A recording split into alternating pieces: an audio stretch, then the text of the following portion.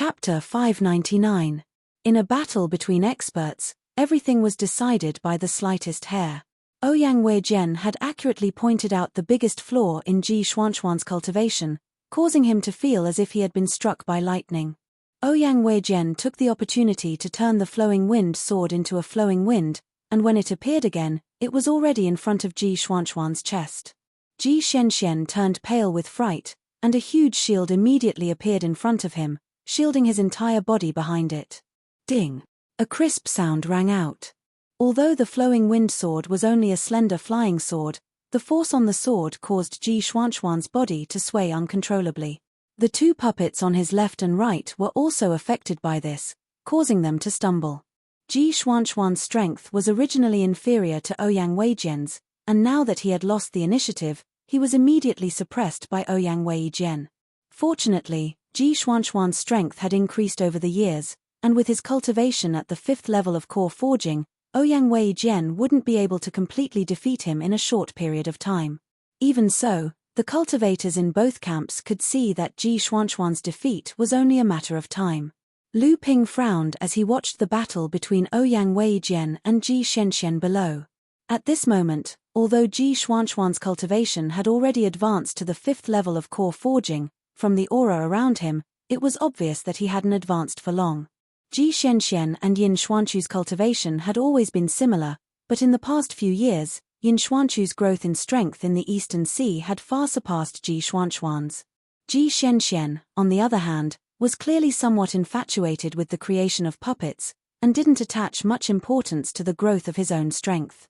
However, this was more or less the tradition of the puppet pavilion.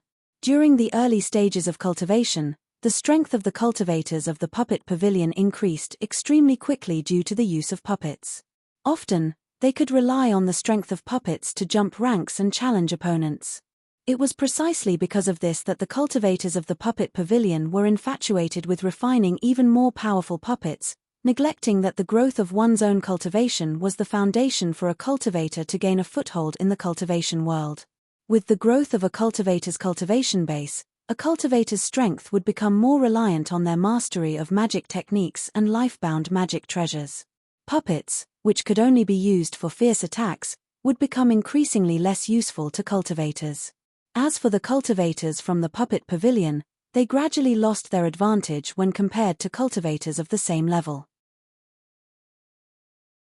Not only did Ouyang Weijian's flying sword turn into a stream of wind, his body had also turned into a stream of wind that was everywhere, causing Ji Shenxian to have no way of grasping his whereabouts.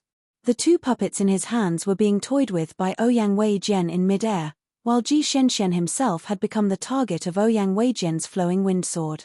He could only rely on the huge shield in his hand to desperately block. However, under the piercing attacks of the flowing wind sword, the shield in Ji Xuanchuan's hand finally couldn't hold on any longer. Cracks began to appear on the surface. Ji Shenxian knew in his heart that if this continued, then he would lose without a doubt, so he called back the two puppets to protect his left and right, whereas he himself retreated towards Junling's side, yet he said, "Ouyang Weijian, consider yourself formidable today. Once I return to cultivate for a while, I'll surely beat you to the point of kneeling and begging for mercy next time." Humph! Ouyang Weijian let out a cold snort. The flowing wind sword in his hand suddenly turned into 18 streams of wind, intercepting the retreating Ji Shenxian from all directions. This was one of the two great divine abilities contained within the merry 18 swords of wind that Ouyang Weijian grasped, and it was called the Great Wind Divine Ability. Obviously, he didn't want Ji Shenxian to escape so easily. What Ji Shenxian said just now was actually admitting defeat. It was just that Ji Xuanchuan's mouth had always been vicious and he wasn't willing to admit defeat. If he called the cultivators from the other sects, they might stop on account of Junling, but Xianling sect wouldn't, and Ouyang Weijian even more so. Ji Shenxian was an outstanding figure amongst Junling's third-generation disciples, so Ouyang Weijian had already made up his mind that he wouldn't let Ji Shenxian escape unscathed. Countless sword whistles came from all around Ji Shenxian as 18 different wind swords attacked Ji Shenxian. Ji Xuanchuan's expression changed greatly, and one of his shields suddenly turned into 6 pieces that revolved around Ji Shenxian, protecting him within. However, The two puppets around him didn't even wait for him to withdraw before they were smashed into pieces by the tyrannical sword intent contained within the omnipresent flowing wind. 70% of Ji Xuanquan's abilities were on his puppets. Seeing that two of his puppets had been destroyed, blood immediately flowed out of Ji Xuanquan's mouth. Under the protection of the 6 small shields, his body quickly flew towards Zhenling's camp. However, after Ouyang Weijian destroyed Ji Xuanquan's puppets, he still didn't defend himself. The flowing wind sword chased after Ji Xuanquan's back and stabbed towards his heart. Just as the flowing wind sword was about to pierce Ji Xuanquan's back, countless trees and brambles suddenly rose from the ground behind Ji Shenxian. In an instant, they turned into a wall of trees, blocking all of the whistling wind outside the forest. Seeing that Ji Shenxian had taken the opportunity to escape back to Zhenling's camp, Ouyang Weijian knew that he no longer had a chance. Thus, he extended his hand and waved. Countless streams of wind retreated from the forest and once again gathered in his hand, gradually transforming into a green flying sword. From Zhenling's camp, a cultivator in his 30s who was dressed like a scholar walked out. When Ouyang Weijian saw this person, his eyes narrowed. The cultivator cupped his hands towards Ouyang Weijian and said, "Both sides are fighting without killing each other. My junior brother Ji has already admitted defeat, yet you are still chasing after him. Clearly, you want to kill my junior brother Ji. I am untalented. Although I am still a third-generation disciple, I have cultivated nearly 100 years more than spiritual master Ouyang. I would like to shamelessly seek guidance from spiritual master Ouyang. I hope that you will not be stingy with your guidance." Ouyang Weijian looked at the person in front of him. He could feel that although this person's cultivation level was the same as his, the person's true essence was incomparably thick. It was obvious that he was Zhenling, a cultivator who had been stuck at the 6th layer of the core forging realm and had yet to break through. There were a few cultivators like this in Xianling sect, but most of them were like this cultivator in front of him because they wanted to find a high-grade and more suitable heaven and earth spirit treasure to help them advance to the late core forging realm in preparation for advancing to the transcendence realm in the future. These cultivators didn't do so because they were weak. On the contrary, these cultivators didn't hesitate to lower their cultivation speed for their future achievements. After enduring for decades, their foundation was unfathomable, and Ouyang Weijian had no choice but to treat them with caution. At this time, a cultivator from Xianling sect who already knew this person told Ouyang Weijian about his background. Ouyang Weijian's heart trembled, but he still smiled and said, "I was wondering who it was. So it's Jiang Tianlin, Laozu's eldest disciple, spiritual master Shentian." Spiritual master Shentian. 100 years ago, he was also an all-powerful figure on the North Sea's rookie list. He was also one of the top 10 on the rookie list. However, back then, the rookie list wasn't as competitive as it was now. The top 25 cultivators on the list were all in the mid-core forging realm. This was something that wouldn't have happened in Spiritual Master Xuantian's time. Spiritual Master Shentian smiled faintly. Although he thought that his cultivation level was only on par with Ouyang Weijian's, he had accumulated more than 100 years of cultivation. Even if he defeated Ouyang Weijian, he would still lose face. It was just that today, he heard that junior brother Lu Shenping had arrived, but he still hadn't shown up. Under such circumstances, the only people who could be on par with Ouyang Weijian were the few third-generation disciples who had delayed advancing to the late core forging realm because they were waiting for a suitable heaven and earth spirit treasure. Just as Spiritual Master Shentian was about to attack, he suddenly heard a sigh coming from the sky. Spiritual Master Xuantian's face lit up. He smiled at Ouyang Weijian and retreated. Ouyang Weijian remembered the person who sighed. He looked up at the sky and coldly said, "So Brother Lu has arrived long ago. Why didn't you show up? Why did you watch your junior brother be defeated by me? Could it be that with Brother Lu's cultivation, you want to make your junior brother consume my Jin Yuan first and then win?" Lu Ping's figure still hadn't appeared in the sky. Lu Ping didn't care about Ouyang Weijian's sarcasm. He faintly said, "I originally didn't want to pay attention to you, but Brother Ouyang kept forcing me, so I had to make a move." Since brother Ouyang has just fought with junior brother Ji, I don't want to take advantage of brother Ouyang. Let's decide the outcome with one move. Ouyang Weijian was furious when he heard Lu Ping's words. Deciding the outcome with one move meant that Lu Shenping was confident he could defeat him in one move. Not only Ouyang Weijian, but the spectators from Zhenling, Xianling, and other sects were also in an uproar. Deciding the outcome with one move. This Lu Shenping was really arrogant. Ouyang Weijian was already arrogant, but now someone even more arrogant had appeared. In the sky shrouded in green mist, spiritual master Shenju frowned and said, "Junior brother, how confident are you?" Lu Ping looked up and found that it wasn't just spiritual master Shenju, but the other cultivators also had ugly expressions. They all felt that Lu Ping was being too arrogant. Spiritual master Guo Shenshan thought for a moment and said, "If that's the case, it'll be a bit unfair." The crowd didn't know what spiritual master Guo Shenshan meant, but Lu Ping and the four Laozu knew what he meant. Spiritual master Guo Shenshan was saying that if Lu Ping fought with his late core forging cultivation, it would be an unfair win. Lu Ping flashed a reassuring smile at Guo Shenshan and pointed his finger at Ouyang Weijian. A golden light flashed and disappeared. Although Lu Ping's words were arrogant, after Lu Ping finished speaking, all the cultivators looked expectantly in the direction where Lu Ping's voice came from. They all wanted to see if the famous Water Sword Immortal could defeat the Wind Sword Immortal in one move. Suddenly, a golden light flashed in the sky. He made his move. Ouyang Weijian's heart tightened. All he could focus on was the golden light in the sky. He made his move. The cultivators from the various sects were excited.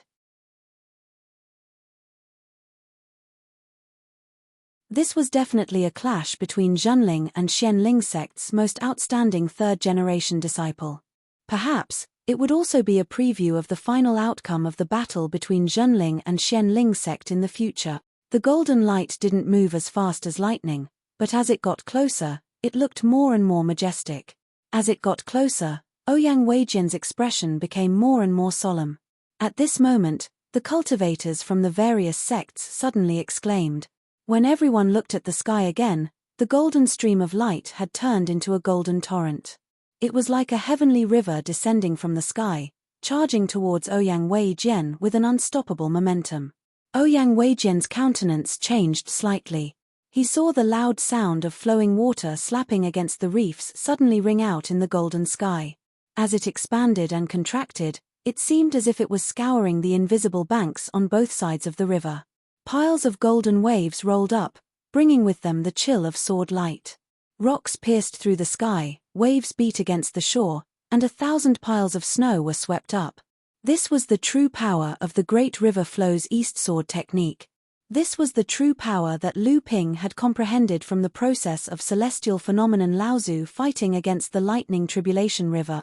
The true Great River Flows East was a combination of rocks piercing sky sword technique, raging waves crashing shore sword technique, and 1,000 piles snow sword technique. Only then could the true power of this set of sword techniques be unleashed and become a powerful sword technique. In the past, Lu Ping hadn't completely figured this out. Lu Ping had only used the 6 sword techniques recorded in the North Sea wave listening formula to practice, and Lu Ping had indeed made a name for himself with these 6 sword techniques, gaining the illustrious reputation of the Water Sword Immortal. However, at this moment, Lu Ping suddenly realized that he had been completely wrong. His own swordsmanship had taken a detour. These 6 sword techniques were learned step by step. Although Lu Ping practiced them from easy to difficult, he had always neglected the connection between them. Lu Ping hadn't even comprehended the true Great River Flows East sword technique before he started to practice the 100 rivers into the sea sword technique that he shouldn't have practiced in the first place. What's more, he had even practiced the 100 rivers into the sea sword technique into a powerful sword technique. This couldn't be blamed on Lu Ping. The creation of these 6 sword techniques was obviously the process of the growth of a river. Small streams accumulated into a big river, and the ocean converged into 100 rivers. However, Lu Ping was born in the North Sea. There was no river here for Lu Ping to observe and comprehend. There was only the vast ocean, the surging wind and waves. Although Lu Ping hadn't seen the true vastness of the great river flows east, he had first comprehended the 100 rivers into the sea from the boundless ocean. It was unknown whether it was Lu Ping's fortune or misfortune. However, at this moment, Lu Ping's desire to go to the Central Plains was extremely strong. What kind of scene would the true great river flows east look like? How was it different from the boundless ocean? Was the true 100 rivers into the sea sword technique really the power of a powerful sword technique? With just the great river flows east sword technique, Lu Ping hadn't seen the true majestic scene of the great river flows east. He had only observed the celestial river formed by the tribulation lightning and was able to comprehend such a powerful divine power. If Lu Ping could personally go to the Central Plains to take a look at the winding flowing flower river and the setting sun river, which was known as the longest river in the Central Plains, how much would his swordsmanship improve? If he could go to the estuaries of the flowing flower river and the setting sun river to see the true scene of the 100 rivers into the sea sword technique, to what extent would his 100 rivers into the sea sword technique improve? Lu Ping suddenly had a premonition that the 100 rivers into the sea sword technique wasn't something that could be reached with just a single great divine power. A muffled groan suddenly came from below, interrupting Lu Ping's thoughts. Lu Ping looked down and saw that Ouyang Wei Jian had long been submerged in the golden celestial river. A strange smile appeared on Lu Ping's face. Under the shocked gazes of Daoist Xian Zhu and even Daoist Guo Xianshan, he waved his hand and dissipated the golden celestial river. Ouyang Wei Jian came out in a sorry state. His eyes were filled with disbelief and fear. The surrounding cultivators were completely silent. He really defeated Ouyang Wei Jian in a single move. They were both at the 6th layer of the core forging realm. Chapter 600. The water sword immortal Lu Xuanping's shocking sword had ended the battle between the third-generation disciples of both sects. With such a precious gem right in front of them, anyone else's battle would be nothing more than broken bricks and broken tiles. Even if someone was thick-skinned enough to challenge them, no one would be in the mood to watch. Everyone was thinking about the same question. Both of them were at the 6th level of core forging, and both of them had great sword arts. How could Lu Xianping defeat Ouyang Wei Jian in one move? One should know that Ouyang Wei Jian also had the title of Wind Sword Immortal, and the 18 Merry Swords of Wind was also Xian Ling sect's famous sword technique in the North Sea. Ouyang Wei Jian's record of challenging cultivators from various sects in the North Sea was not fake, so how could the Water Sword Immortal be so much stronger than the Wind Sword Immortal? They couldn't figure it out. The third-generation disciples weren't the only ones who couldn't figure out what was going on. In the Mystic Ice Palace, everyone was silent with their heads lowered. No one knew what they were thinking. Lu Ping didn't mind, but the crowd was still immersed in Lu Ping's sword strike. As a junior, he didn't want to be the first to gain the upper hand. Although enlightened Master Xian Zhu and the others were surprised, they were mostly happy and envious. As for the late-stage core forging cultivators, Guo Xianshan and the other avatar Laozu were deep in thought. Although they knew Lu Ping's true cultivation, Lu Ping had clearly suppressed his cultivation to the 6th level of core forging, not revealing that he was at the 7th level of core forging. On the morning of the second day, the sky on Frost Island was already very late. A huge ray of light streaked across the sky and landed on Zhenling's camp. An almost invisible barrier rose from the camp of Zhenling's sect, firmly enveloping them in it. The light landed on the barrier and exploded, lighting up the dark sky. Countless rays of light rose from the inside and outside of the barrier. The battle between Xianling's sect and Blue Sea sect for Zhenling's medium-sized spirit stone mine had finally begun. More than 100 core forging cultivators from both sides were engaged in a chaotic battle. There were even 9 Dharma adepts, Laozu. In such a huge battle, even early core forging disciples had to be careful, for fear of accidentally becoming cannon fodder. Xianling sect and Kanghai sect had gathered the strength of the 6 sects of the North Sea, so they had the advantage in numbers.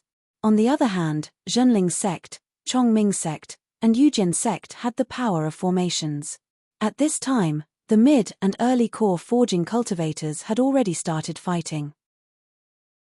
Although Zhenling's side did not have the advantage in numbers, With the support of the defensive array that Zhenling had set up beforehand, they were barely able to resist the enemy's attack. Zhenling sect's defensive array was designed by Daoist master Daoist Xian Chen. At the beginning, it was just an early warning array to prevent the cultivators he sent into Zhenling sect's territory to discover the secret of the mid-sized spirit stone mine. However, Zhenling sect had already anticipated that the secret of the spirit stone mine would be revealed sooner or later. While Daoist master Daoist Xian Chen was designing the early warning array, the nodes of the array also served as the foundation of a profound ice array. Therefore, after Zhenling and the other sects discovered the secret of the spirit stone mine, Zhenling was able to quickly change the warning array to a profound ice array, disrupting the sneak attack plan of Kang Hai sect and Xianling sect. The profound ice array was set up at the entrance of the spirit stone mine under the ice cliff. This place was originally set up by Liu Tianling and Laozu as a garrison. He led a spirit vein that was found on the island there. After all these years, under Zhenling's careful management, the spirit vein here had grown to the point where it was half a medium-sized spirit vein. Lu Ping was speechless after feeling the density of the spirit energy in the profound ice temple. He had been operating on Huangli Island for 70 to 80 years, and he had only just upgraded the spirit vein there to a medium-sized spirit vein. It would still take a year for it to completely form. Zhenling had casually operated on Frost Island for more than 10 years, and he had nearly 2 medium-sized spirit veins. An individual couldn't be compared to a sect. Of course, the black ice formation that was supported by 2 medium spiritual meridians was barely enough to defend against a core forging adept's attack. However, if a Dharma adept were to attack, the formation would most likely not be able to hold out. Therefore, when the 5 Fa Xiong Laozu from Xianling sect and Kang Hai sect appeared, the 4 Laozu, Tianlu, Tianjiang, Tongjian, and Sanming, rose into the air and directly went out of the array to meet the other party. Of course, the reason why the profound ice array was placed here was because the spirit vein was gathered here. Another reason was that when the cultivator's attack reached saturation and the spirit vein was no longer able to support the array, the cultivator guarding the array would inlay high-grade spirit stones on the array and use the spirit stones to replenish the power of the spirit vein. Next to the array was the entrance to Zhenling's medium-sized spirit stone mine. The mined spirit stones were continuously sent to the entrance to supply the array at any time. This could be considered a favorable position. Moreover, once Zhenling's defense was broken, this spirit stone mine would fall into the hands of other sects sooner or later. Therefore, it was better for Zhenling to overload the spirit stone mine now. If the defense succeeded, then it would be fine, but even if it failed, it wouldn't leave any benefits for the other sects. Just as the 4 Laozu exited the array, 4 ice crystal-like shields separated from the profound ice array and formed a crystal shield that protected the 4 Laozu in the center. This was one of the functions of the profound ice array. It allowed some cultivators to borrow the protective power of the array after they exited the array. This way, the cultivators could avoid being attacked passively behind the protective array. This way, the cultivators could be more flexible in dealing with attacks from other places. However, this method of borrowing the power of the array would not only reduce the protective power of the array, but the cultivators who left the array would also not be able to fly too far away. Otherwise, the crystal shield around the cultivator would be broken and it would be difficult to borrow the protective power of the array. After the 4 Laozu from Zhenling's side flew out of the array, 4 faintly discernible crystal lines extended out from the profound ice array and connected with the crystal shield around the 4 Laozu's bodies. It was as if the 4 crystal lines were the foundation of the crystal shield around the 4 Laozu's bodies. After the 9 Laozus disappeared into the sky, the entire sky suddenly changed. One moment, it became fiery red, as if fiery meteors were about to fall. The next moment, it became pitch black, as if the darkness had returned. A moment later, dark clouds rolled in the sky. A moment later, the clouds were about to disperse. In an instant, a clap of thunder fell from the clear sky. However, after the lightning, it was followed by bowl-sized snowflakes. When the Dharma idol Laozu attacked, it was always accompanied by various celestial phenomena. The moment the Dharma idol Laozu made his move, the cultivators on both sides stopped their attacks. However, a moment later, no one knew who made the first move, but the array surrounding Zhenling's side was once again thrown into chaos. A few cultivators from Xianling sect and Kanghai sect, who thought they were smart, saw the 4 crystal lines that connected the crystal shield around Dharma idol Laozu's body. Their eyes darted around and they thought that if they cut the 4 lines, the Dharma idol Laozu's side would lose a layer of protection.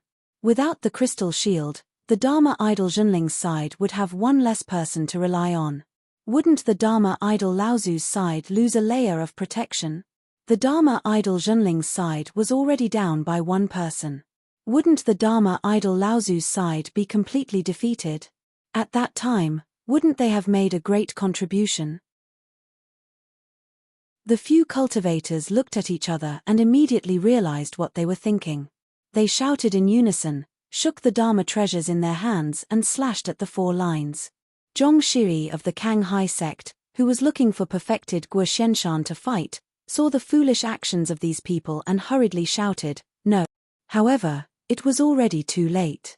The few mid-core forging adepts who dreamed of making a great contribution and receiving a reward from the Dharma idol had just landed their Dharma treasures on the lines when they felt an irresistible inner yuan attached to the lines. The inner yuan bounced back at their Dharma treasures. The expressions of the few cultivators changed. Without waiting for them to do anything, they retracted the Dharma treasures in their hands. These few Dharma treasures were shattered by the strong inner yuan that bounced back at them. The few cultivators instantly suffered serious injuries because their Dharma treasures were destroyed. The 3 mid-core forging adepts who were afraid that they would not be able to cut the lines even used their own Dharma treasures. Their injuries were even more serious. The few cultivators on Zhenling's side had originally seen these people trying to cut the 4 lines and had hurriedly rushed over to stop them. However, they were 1 step too late. They did not expect that although the 4 lines looked thin, they were actually the inner yuan of a Dharma adept. How could they possibly cut them? The few cultivators on Zhenling's side did not manage to stop them in time. Instead, they ran into the enemy cultivators who had been injured by the inner yuan of a Dharma adept. How could Zhenling and the other cultivators let go of such an opportunity? Instantly, they rushed forward and chopped the more heavily injured cultivators into meat paste.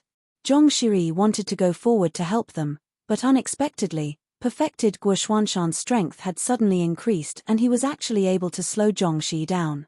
Zhong Shiri made a sound of surprise and said, after not seeing each other for decades, I was already surprised that you, Guo Xianshan, had reached the peak of the core forging stage. I did not expect you to have hidden your true strength. This is really impressive. Perfected Guo Xianshan smiled slightly and said, Brother Zhong, you have not been bad all these years. All these years, Xianshan has only relied on the early arrival of the clumsy birds. How can I compare to a peerless genius like Brother Zhong? Zhong Shi's 5 fingers twirled in midair, and a small hill that had appeared above his head was instantly smashed into pieces. He casually waved his sleeves, and the dust that had fallen from midair was instantly swept away. Then, he sighed softly and said, What peerless genius! Originally, I was confident that I would not lose to Jiang Tianlin, but in reality, I was on par with Liu Tianling and my Tianqin. Unexpectedly, after not seeing each other for decades, the 3 of them have already reached the Dharma stage, and I am still 1 step behind. Perfected Guo Xianshan did not speak anymore and began to focus on the battle with Zhong Shi. Although perfected Guo Xianshan had sealed his own cultivation and could only fight with Zhong Shi at the peak of the core forging stage, he was still a true Dharma adept Laozu. Even if he was fighting with a peak of the core forging stage, his strength was still much stronger than when he was at the peak of the core forging stage. However, the truth was that Zhong Shi had the upper hand at this moment. When the cultivators on Zhenling's side saw that the 4 threads that connected Laozu to their side could not be cut off, many of the more courageous cultivators flew out of the formation and were immediately covered by a layer of crystal shields. The cultivators on Zhenling's side were overjoyed, and with the help of the crystal shields, they launched a counterattack against the cultivators of Xianling sect and Kanghai sect. Lu Ping immediately flew out of the crystal shield and covered himself with a crystal shield. Then, he directly pounced on a Xianling sect cultivator at the 6th stage of the core forging stage. Chapter 601. Lu Ping's interest was piqued. He immediately flew out from the crystal barrier and covered himself in a crystal barrier. Then, he pounced on a Xianling 6th layer core forging realm cultivator. The Xianling sect cultivator had just defeated a Zhenling cultivator and had just cast a spell on the Zhenling formation. Just as he was about to cast a second spell, he sensed that someone was charging at him. The Xianling cultivators hurriedly cast out their mystic treasures and prepared to fight the newcomer. But when they looked up and saw Lu Ping flying towards them, they shivered in fright. They hurriedly cast out their mystic treasures and attacked Lu Ping with all their might, but at the same time, they hurriedly retreated to their own camp. What a joke! Fighting someone who could defeat Ouyang Weijian in one move, isn't that courting death? Lu Ping slashed the flying Dharma treasure away with his sword, and the fleeing cultivator's body swayed. Even if this Dharma treasure wasn't his natal Dharma treasure, it must have been refined for a long time. However, the cultivator still didn't dare to stop. He didn't even have time to retrieve the Dharma treasure that Lu Ping slashed away. He flew straight towards his own camp. Lu Ping seemed to suddenly remember something. With a flash of light, a small boat suddenly appeared under his feet. Then, with a flash of light, Lu Ping appeared behind the Crystal Palace cultivator. The fleeing cultivator suddenly felt a cold wind blowing at his back. Turning his head, he saw nothing but golden light. The cultivator only had enough time to close his eyes. After that, he did not open them again. The golden scale sword flicked the cultivator's storage Dharma treasure into Lu Ping's hand. Then, he heard a shout from the side. "Arrogant brat, let me fight you." When Lu Ping turned around, a 7th stage core forging sect cultivator from Kang Hai sect flew to Lu Ping's side with a sinister smile. Lu Ping narrowed his eyes. This person had a good plan. Not only did he target Lu Ping's 6th stage core forging realm cultivation, but before he shouted, he had already pounced towards Lu Ping. When Lu Ping turned around, the Dharma treasure in his hand was already inches away from Lu Ping. In the friar's view, Lu Ping couldn't escape. As long as he killed this person, it didn't matter if he was bullying the weak. Don't forget that this person had once killed a 7th stage core forging realm cultivator.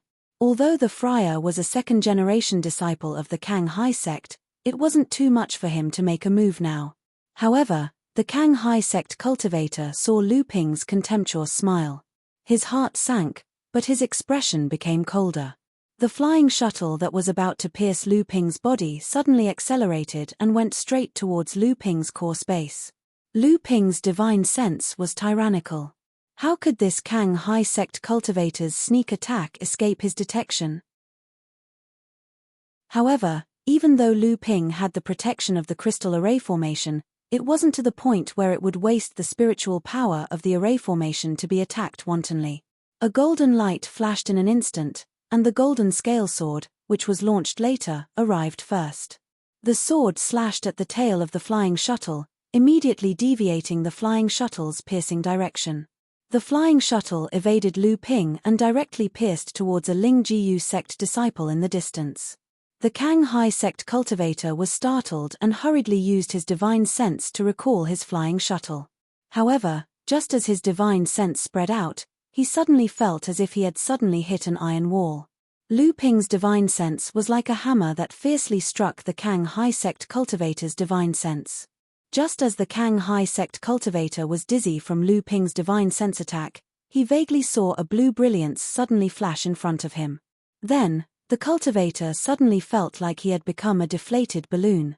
Whether it was spiritual essence, blood meridians, or life force, they all dissipated at an extremely terrifying speed. Lu Ping made a withdrawing motion in the air with satisfaction, but there was nothing in front of him. Nothing appeared.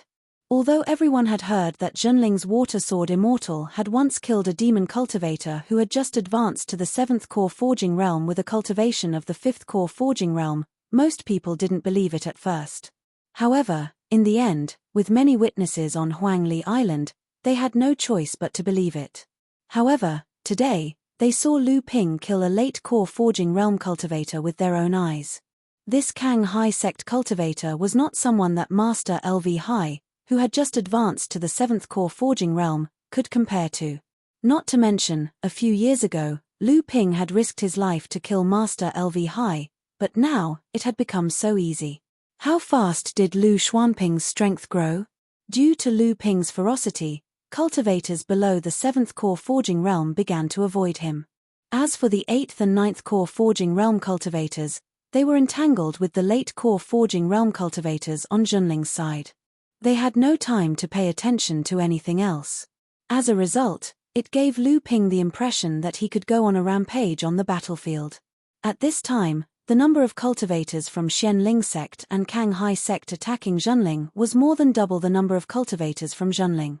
However, Junling relied on the power of the array formation to resist the combined attack of the 6 sects. Especially with the help of the profound ice array designed by Master Xian Chen, many of the cultivators from Junling's side had no worries, and in a short period of time, they were able to counterattack. Lu Ping used the speed of the spirit-nurturing treasure under his feet to quickly shuttle around Junling's defensive array formation, saving 3 cultivators on his side. At the same time, he killed 2 mid-core forging realm cultivators and severely injured a 6th core forging realm cultivator. However, at this time, a cultivator who was not afraid of death finally slashed at the thin threads of the profound ice array formation with his magic treasure. Bang! Although the cultivator's magic treasure was repelled, this time the rebound force was unable to cause any damage to him. The coldness in Lu Ping's eyes instantly turned cold and he wanted to rush forward to kill him. However, this person was very vigilant. When he saw Lu Ping rushing over, he quickly retreated back to his own camp. No matter how confident Lu Ping was in himself, he didn't think that he would be able to escape unscathed from the encirclement of the other party's camp. When the Ling Jiyu sect disciple who retreated to the camp saw that Lu Ping didn't chase after him, he immediately relaxed. At the same time, he shouted, "Not all of the array formation's threads are invincible. The strength of the threads is determined by the cultivator's cultivation." Since the beginning of the battle, Junling's side had not fallen into a disadvantageous position by relying on their protective array formation. However, after that Ling Jiyu sect cultivator guessed the function of the threads, the opposing cultivators all surged forward, preparing to attack the threads of the array formation. They would first shatter the profound ice barriers of the other cultivators.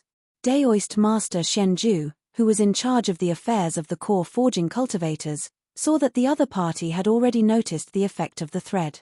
At this time, there were still many cultivators who turned a blind eye to the dissipation of their protective barriers. The disciples whose threads have been cut quickly returned to the array formation. All the cultivators below the mid-stage core forging stage quickly returned to the sect. The operation of the array formation is too strenuous. The array formation is about to weaken.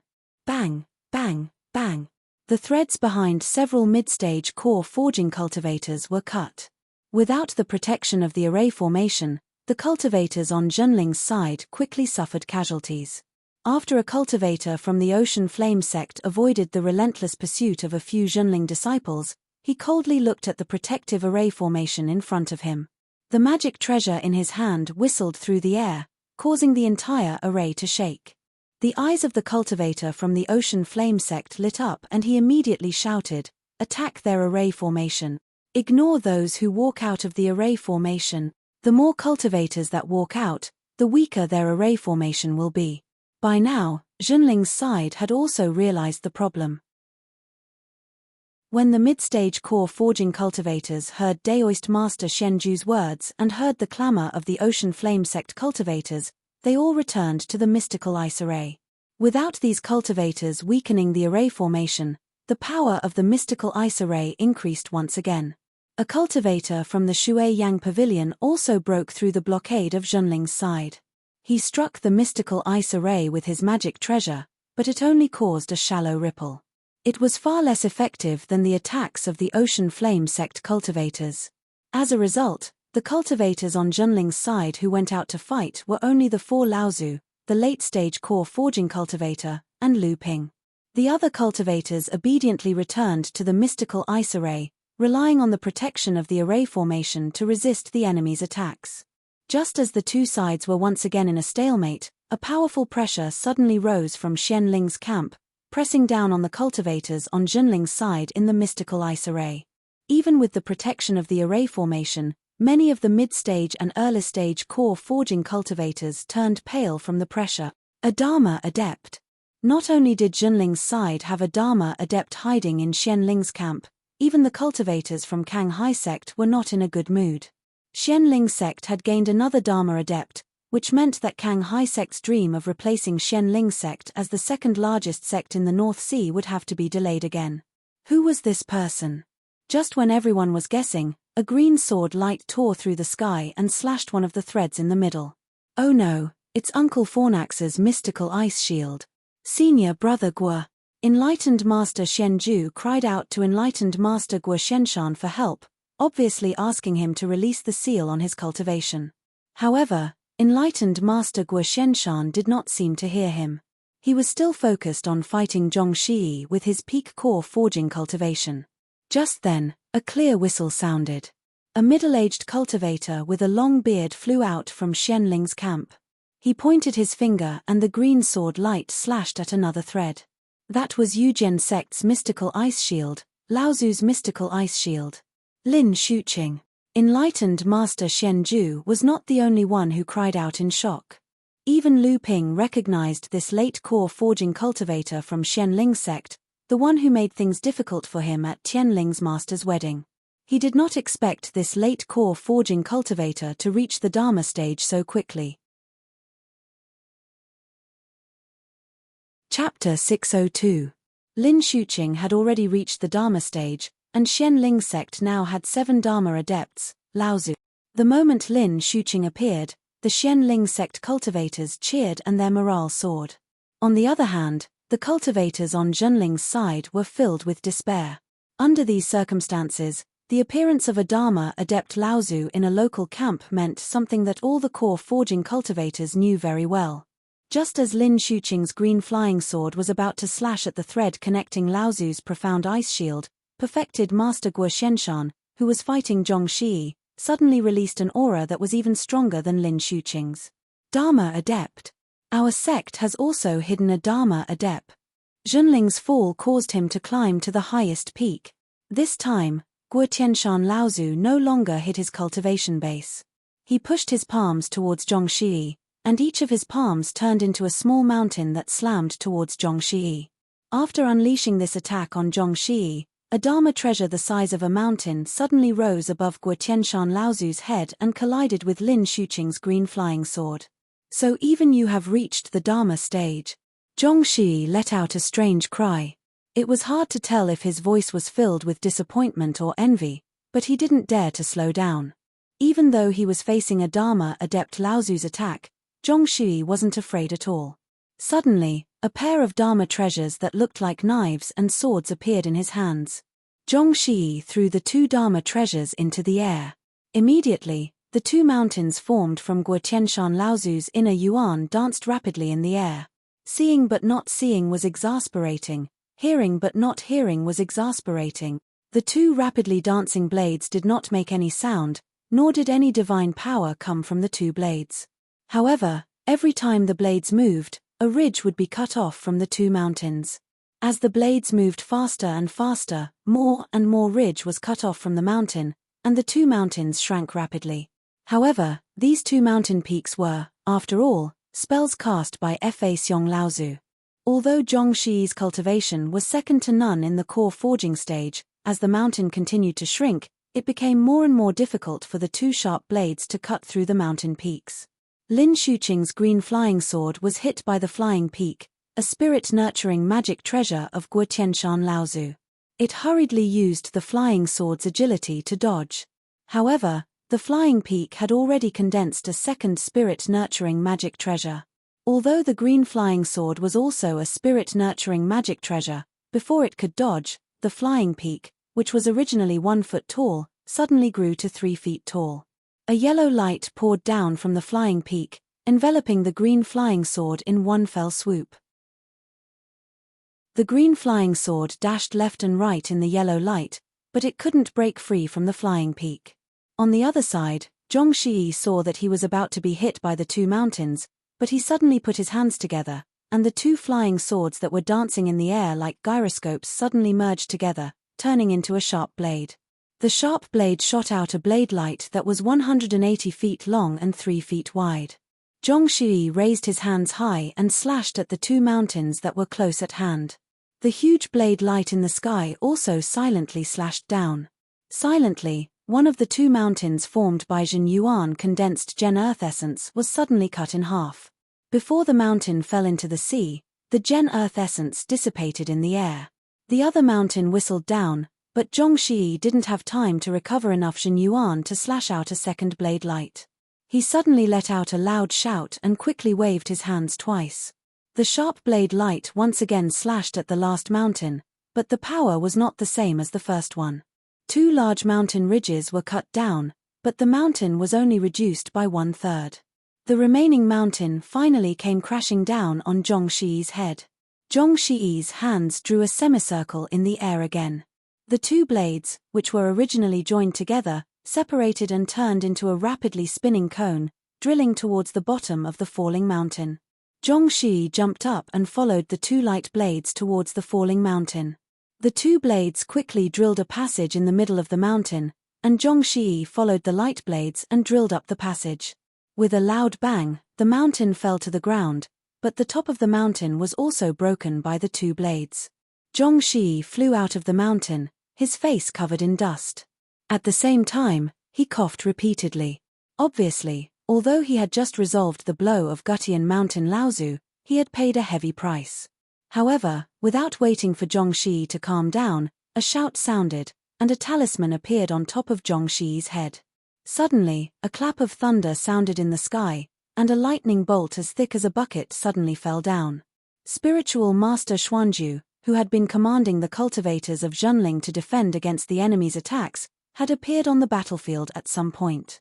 It was obvious that he was going to beat the enemy when they were down. On the other side, Lin Shuqing Laozu, who had been acting as a surprise attack, had not expected that Zhenling's side would also have a hidden Laozu. Now, it seemed that although Guo Tianshan Laozu had not reached the Dharma plane earlier than him, his strength was obviously higher than his. Caught off guard, Lin Shuqing's green flying sword was firmly locked in the air by Guo Tianshan's flying sword, unable to break free. Guo Tianshan Laozu had originally hidden his cultivation because he wanted to seriously injure one of the opponent's Dharma plane Laozu. This way, Zhenling's siege on Frost Island would almost be easily resolved. However, after the battle with Zhong Shi, Guo Tianshan Laozu thought that even if he could not seriously injure one of the opponent's Laozu, as long as he could kill Zhong Shi, it would at least be a huge blow to the Blue Sea sect. However, Guo Tianshan Laozu and Zhenling's side did not expect that Xianling sect also had a hidden Dharma plane Laozu, which completely messed up Zhenling's original plan.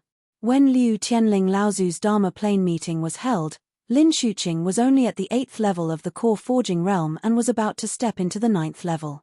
At that time, Guo Tianshan and the others were already preparing to form a 7th level golden core. It had only been a few years, but Lin Shuqing had already advanced to the Dharma plane before Chu Shencheng, Liang Shenfeng, and the others. Moreover, it seemed that he had advanced through the normal path of forming a 7th level golden core. He did not use any secret arts or external forces. Guo Tianshan Laozu immediately thought that this must be the Crystal Palace's support for Xianling sect. Then, he remembered that when Tianqin Laozu returned to Zhenling, he brought news from the East Sea that Xianling sect had followed the Crystal Palace into the secret area of the Fallen Archipelago. He suddenly realized that this Lin Shuqing must have also entered the secret area and used the violent spirit energy there to trigger an opportunity to advance. However, judging from Lin Shuqing's current strength, he was only an ordinary 7th level golden core. After all, he did not have hundreds of years of accumulation like Guo Tianshan Laozu, so his strength was still slightly lower. Guo Tianshan Laozu held Lin Shuqing's flying sword in place and pressed down on the Feilai mountain. Obviously, he wanted to destroy this spirit-nurturing magic treasure. Lin Shuqing had been tricked by Guo Tianshan. At this moment, he could not care less about anything else. He stretched out his hand and shot out a green beam of light. With a loud bang, the Feilai mountain was hit by the green beam of light and shook. Even the yellow light that held the green flying sword in place was shaken. Lin Xuqing was overjoyed. He hurriedly shook the flying sword, trying to break free from the Feilai Mountain's suppression. However, after Guo Tianshan Laozu had advanced to the Dharma plane, his Feilai Mountain had once again formed a spirit-nurturing magic treasure. In terms of quality, it was a level higher than the green flying sword. Even though it was hit by the green beam of light, the green flying sword still could not break free from the Feilai Mountain's suppression. Lin Xuqing was about to shoot out another green beam of light, but he heard Guo Tianshan Laozu snort coldly. Guo Tianshan clenched his right hand into a fist and punched Lin Xuqing. A yellow inner yuan flew out of his right fist and formed a huge golden fist in mid-air, smashing towards Lin Xuqing's body. Mountain-shaking fist. Lin Xuqing let out a strange cry and hit his chest with his right hand. A gust of green wind flowed out of his chest and turned into a huge dark green giant cicada in mid-air. The giant cicada flapped its wings and a piercing cry came from its body. It caused all the core forging cultivators within a 5-kilometer radius of the giant cicada to feel a stabbing pain in their heads. Guo Tianshan Laozu snorted coldly and formed a spell with his left and right hand. He shouted, "Go!" A yellow giant turtle suddenly appeared in front of Guo Tianshan Laozu. The giant turtle raised its head to the sky and let out a silent roar. It moved its 4 limbs and actually merged with Guo Tianshan Laozu's mountain-shaking fist. The green beam of light was released from Lin Xuqing's hand again. The giant cicada let out a clear cry and the beam of light turned into 9 beams of green light. The giant cicada merged with the beams of light and disappeared. The 9 beams of light were like 9 halos that surrounded Lin Xuqing. The mountain-shaking fist shattered 8 beams of light in a row, but it was barely blocked by the last beam of light. The giant yellow fist retracted and turned into a beam of light that pierced into Guo Tianshan Laozu's chest. Lin Xuqing's last ray of rainbow light also shattered into countless phosphorescent lights. After a green ray of light entered the core space, Lin Xuqing's face turned pale. Clearly, he had suffered a loss in the attack that had been infused with their respective Dharma idols. Guo Tianshan Laozu was about to take advantage of the situation and attack Lin Xuqing Laozu with one blow when a green beam of light suddenly fell from the sky. By the time Guo Tianshan Laozu noticed it, the beam of light had already joined forces with the green flying sword and overturned the Feilai Peak. The green flying sword took this opportunity to escape from the suppression of the Feilai Peak and returned to Lin Xuqing Laozu's hand. Guo Tianshan Laozu snorted coldly. When he looked up, the sky had already turned into 2 colors. The green side had dyed 2/3 of the sky, while the remaining 1/3 was firmly guarding the remaining 1/3. The Feilai Peak crashed into the sky, and a pitch-black crack appeared. Guo Tianshan Laozu followed closely behind the Feilai Peak and disappeared. Lin Xuqing's pale face was filled with anger. The green flying sword cut through the air and disappeared. Chapter 603.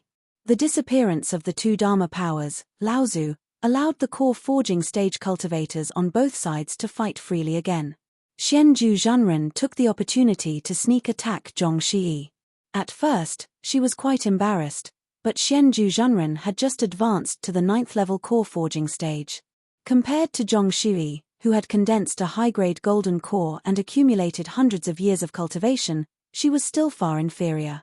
Xianju Zhenren did not expect Zhong Xi to be able to withstand a blow from a Dharma adept and not be seriously injured. Instead, it was just a large loss of vital energy. Although she had the upper hand because of the surprise attack at the beginning, as Zhong Xi withstood her continuous attacks, he began to slowly turn the situation around. Xianju Zhenren soon fell into a disadvantage.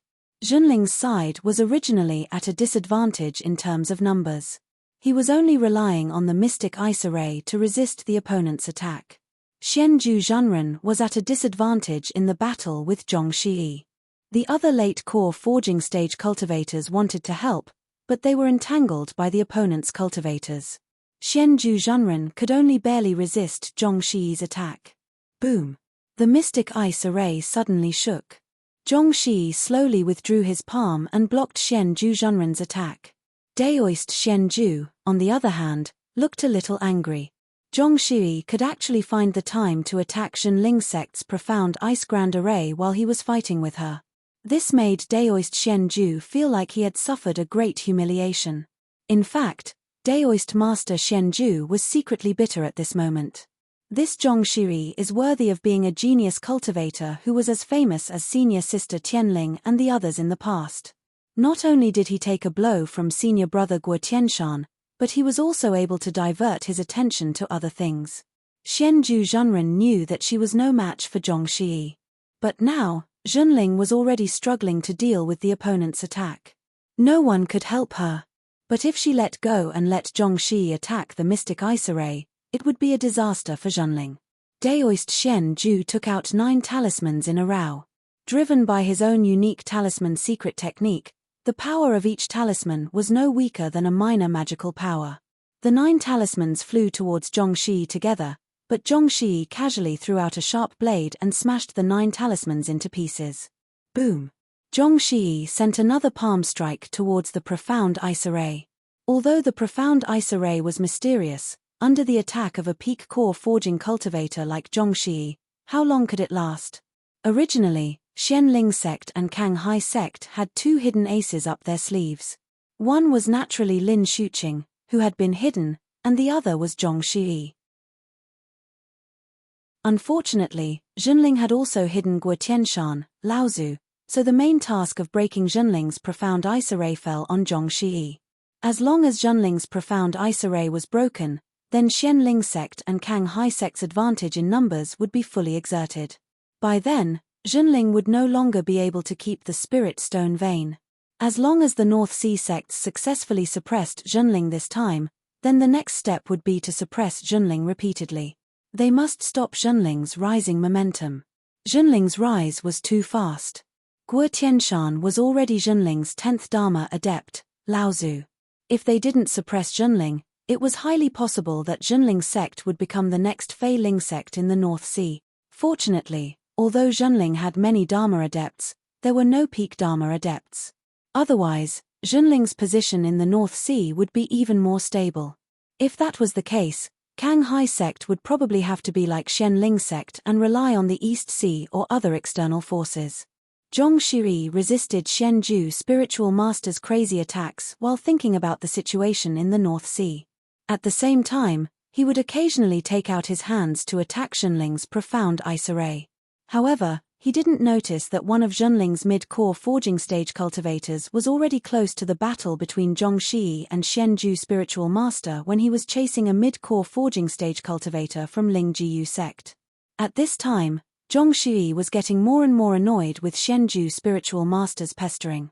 He didn't want to offend Zhenling too much, but Xianju spiritual master's persistent pestering had quickly worn out his patience. This couldn't go on like this. Zhong Xi had a feeling that all along, Zhenling's arrangements in the North Sea couldn't be said to be flawless, but at least he hadn't suffered any major losses. This time, the various sects had joined forces to force Zhenling, but now, other than Guo Tianshan, Zhenling didn't seem to have any other backup. This was extremely abnormal in his opinion. The ownership of a medium-sized spirit or vein, Zhenling definitely wouldn't let it go so easily. He had to break the profound ice array as soon as possible, repel Zhenling, occupy the spirit or vein, and make it a fait accompli. Otherwise, the various sects' joint action this time was very likely to be like drawing water with a bamboo basket. Zhong Xi's thoughts rose, and the gaze he looked at Xianju spiritual master had an additional trace of ruthlessness. Xianju spiritual master had been closely watching Zhong Xi's every move. Seeing Zhong Xi's aura suddenly explode, how could Xianju spiritual master not know that Zhong Xi already had the intention to kill? A purple talisman suddenly appeared from Xianju spiritual master's chest. Xianju spiritual master pulled with both hands, and the originally palm-sized talisman suddenly expanded. The talisman floated above Xianju spiritual master's head, and a purple brilliance hung down, enveloping Xianju spiritual master within. This talisman should be Xianju spiritual master's life talisman. Xianju spiritual master's hands waved in succession, and another 9 slightly smaller talismans were sent out, surrounding the talisman in the center of his head to form a formation. Xianju spiritual master's heart relaxed, and just as he raised his head, he saw Zhong Shi's mocking smile. Xianzhu spiritual master was startled, but he saw Zhong Shi's palms come together, and the two sharp blades that had previously been used to block Guo Qianshan and Laozu's magical techniques once again combined into a 5-foot-long sword, chopping down towards Xianzhu spiritual master's head. Xianzhu spiritual master patted the purple talisman above his head, and the surrounding 9 child talismans each emitted a ray of light, and after connecting with the life talisman in the center, they formed a huge purple true essence net. However, the huge sword waved down, and 2 purple rays of light were cut down, and the purple true essence net immediately disintegrated. Xianzhu spiritual master flew back, but there was a look of disbelief on his face. Zhong Shi's strength was actually so tyrannical. This was a kind of 9-child origin talisman that he created himself, and it formed a true essence net with his life talisman. Its defensive power was not under ordinary great magical power, but he didn't expect that it would be broken by Xianzhu spiritual master with just 1 sword. Zhong Shi was about to chase after him, but his face suddenly changed. His body didn't move forward, and instead retreated. He didn't have time to withdraw the flying blade sword in front of him, and he didn't have time to cast a defensive magic treasure, but his protective aura burst out from his body. However, before the 8 protective aura bursts out from Zhong Shi's body, they were cut down by an invisible magic treasure. Zhong Shi's previously changed expression became incomparably calm, and he moved sideways to avoid the vital parts of his chest. The clothes on his left shoulder were suddenly torn, and the layer of light armor covering it was also pierced. However, this layer of light armor seemed to have played its due protective role, and a wisp of blood flowed from his shoulder, but the wound was not deep. Immortal Zhong Shi turned a blind eye to Xianzhu spiritual master, who had retreated dozens of feet away from him. Instead, he solemnly turned around and looked at a young cultivator beside him. He frowned and said, "What a brilliant invisible sword technique, so you have broken through to the late stage of core forging state." Lu Ping looked at the mysterious peak core forging state cultivator in front of him, then turned to the surprised Xianzhu spiritual master on the other side and said, "Martial uncle, disciple's cultivation has just broken through, and I want to ask Senior Zhong for advice. At this time, the battle needs martial uncle to personally preside over. Leave this place to disciple." "Nonsense." Xianzhu spiritual master refused and said, "This person's strength is not before your master entered the law phase stage. Although you hid your cultivation of the late stage of core forging state, but the day of advancement is still short, how can you be his opponent?" A blue light flashed in Lu Ping's eyes. He stretched out his hand and pointed to the void on the left. The golden scale sword turned into a golden light and slashed towards the void on the left. With a crisp sound, the golden scale sword flew back, and a sharp blade suddenly appeared in the void, swaying as if it had lost control. Ignoring the surprised look on Zhong Shi's face, Lu Ping continued to say to Xianzhu spiritual master, "Martial uncle, although Senior Zhong's strength is far superior to disciple, I am afraid it will not be easy to kill disciple. Although disciple is far inferior to Senior Zhong, it will be extremely difficult for Senior Zhong to make disciple stay." Xianzhu spiritual master still wanted to say something, but Zhong Shi coldly snorted and said, "In that case, neither of you will leave." At this time, Zhong Shi really wanted to kill.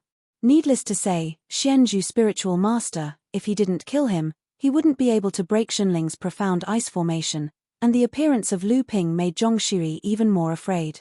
This cultivator, who was still ranked first on the rookie list, was now at the late stage of core forging state. If it was an ordinary cultivator, it would be fine, but to be on the rookie list, there was a hard rule that a cultivator must not have cultivated for more than 100 years. A late-stage core forging state cultivator who was less than 100 years old, and through the exchange between the two of them, Zhong Shi had experienced the strong Jin Yuan contained in the nether water sword by Lu Ping.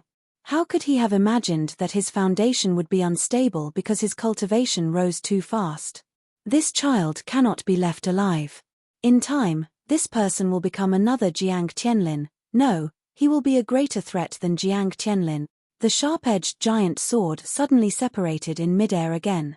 Zhong Shi pushed Xianzhu spiritual master with one hand and twisted his other hand toward Lu Ping. The two sharp blades formed 2 sharp blade storms, one for Xianzhu spiritual master and the other for Lu Ping. Zhong Shiyi's two sharp blades were very strange. When they were separated, each sharp blade was a spiritual magic treasure condensed with 6 treasured restrictions. Once they were combined, their power was no different from a spiritual magic treasure. This made Lu Ping think of a magic treasure that he had relied on when he had just advanced to the core forging state, the ice and fire rings. Unfortunately, the refining method of this magic treasure should be a secret of the Crystal Palace. As the strength of Lu Ping and his spirit pets gradually increased, this set of magic treasures was rarely used. Lu Ping did not know if the treasured restrictions that Zhong Shiyi used to refine this set of double-edged flying swords would be helpful to the refining of the ice and fire rings. Looking at the sword storm that filled the sky, the golden scale sword in Lu Ping's hand suddenly vibrated cheerfully. With the gradual growth of the strength of Lu Ping and his spirit pets, this set of magic treasures was rarely used. Lu Ping did not know if the treasured restrictions that Zhong Shiyi used to refine this set of double-edged flying swords would be helpful to the refining of the ice and fire rings. Looking at the sword storm that filled the sky, the golden scale sword in Lu Ping's hand suddenly made bursts of joyful vibrations.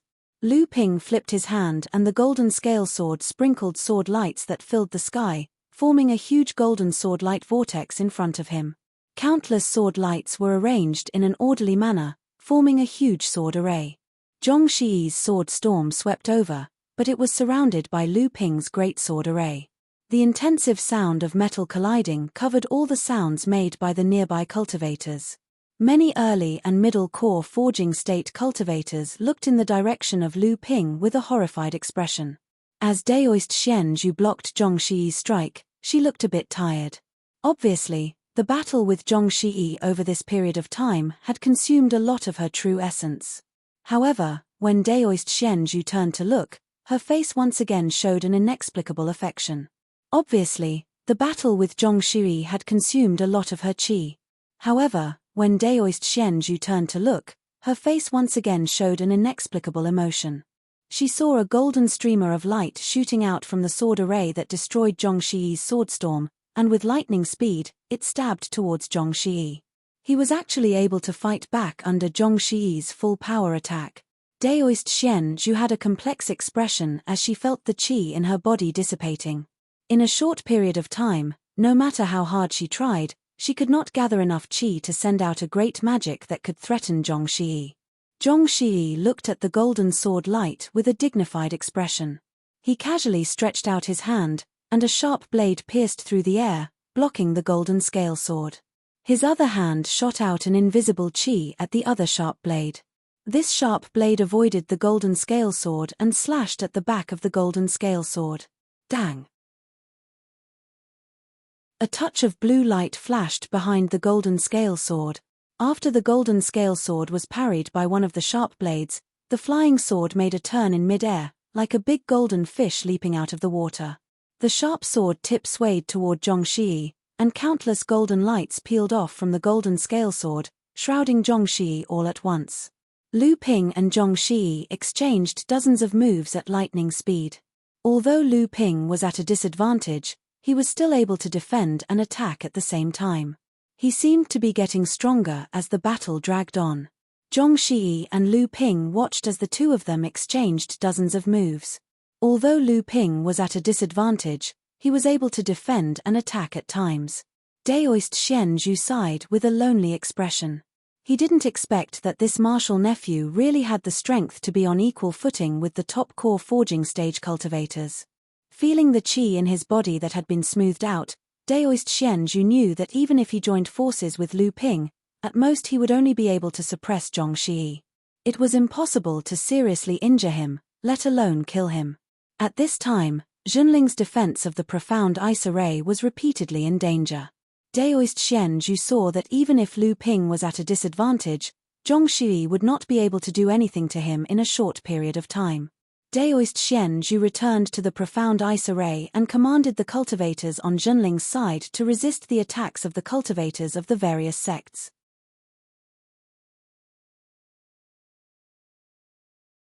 Chapter 604. The Battle of Frost Island was destined to make the two famous in the North Sea cultivation world. One was naturally Junling's third-generation disciple, number 1 on the North Sea rookie ranking, and the proud disciple of Zhenling's first sect master, Liu Tianling Laozu, Pill Master Spiritual Master Lu Xianping.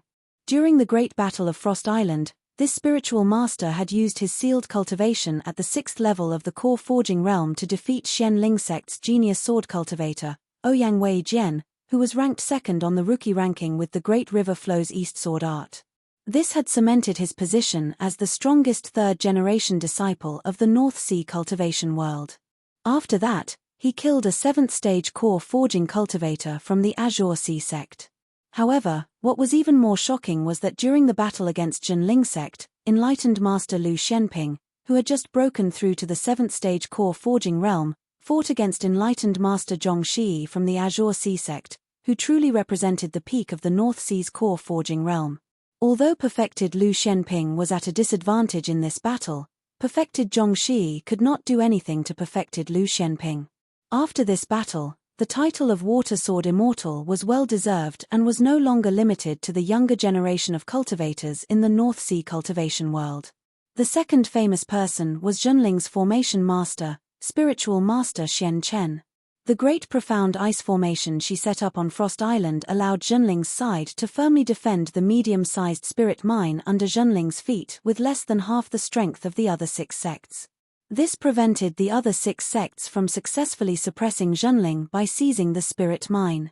The most special thing about the great profound ice formation was that in a battle of great disparity in strength in the cultivation world, the weaker side could only rely on the power of the formation to passively defend. In the past, when 2 sides fought, if there was a great disparity in strength, the weaker side could only passively defend inside the formation. Once they attacked, it was very likely that they would be surrounded and attacked. Therefore, the weaker side rarely had the chance to turn defeat into victory. However, the mystical ice formation that spiritual master Xian Chen had designed greatly alleviated the predicament of the defending side. Although a cultivator could not leave the mystical ice formation to fight from a distance, they could freely enter and exit the mystical ice formation and fight with the enemy under the protection of the mystical ice formation. This greatly weakened the advantage of the attacking side, giving the weaker side another trump card to turn defeat into victory. Unfortunately, this magic array was the creation of the current cultivation world's sage Xian Chen. Even if the other sects wanted to learn it, they would not be able to. In fact, the moment the mystical ice shield appeared, the cultivators from Xianling sect and Kanghai sect quickly discovered that the only flaw of the mystical ice shield was the spiritual energy threads that maintained it. As long as the spiritual energy threads were cut, the mystical ice shield would not be able to sustain itself without the spiritual energy supply from the mystical ice formation. Of course, the defending side naturally wouldn't let the opponent succeed so easily. Moreover, the threads of spiritual power weren't that easy to cut. At the very least, the threads of spiritual power behind a transcendent stage cultivator couldn't be cut by a mid-core forging stage cultivator. Because of the protection of the mystical ice shield, Lu Ping had an additional protective talisman that was no less powerful than a spirit summoning treasure. This allowed Lu Ping to face Zhong Shi's storm-like attacks, reducing the pressure on his defense by a lot. This allowed Lu Ping to find the right time to counterattack.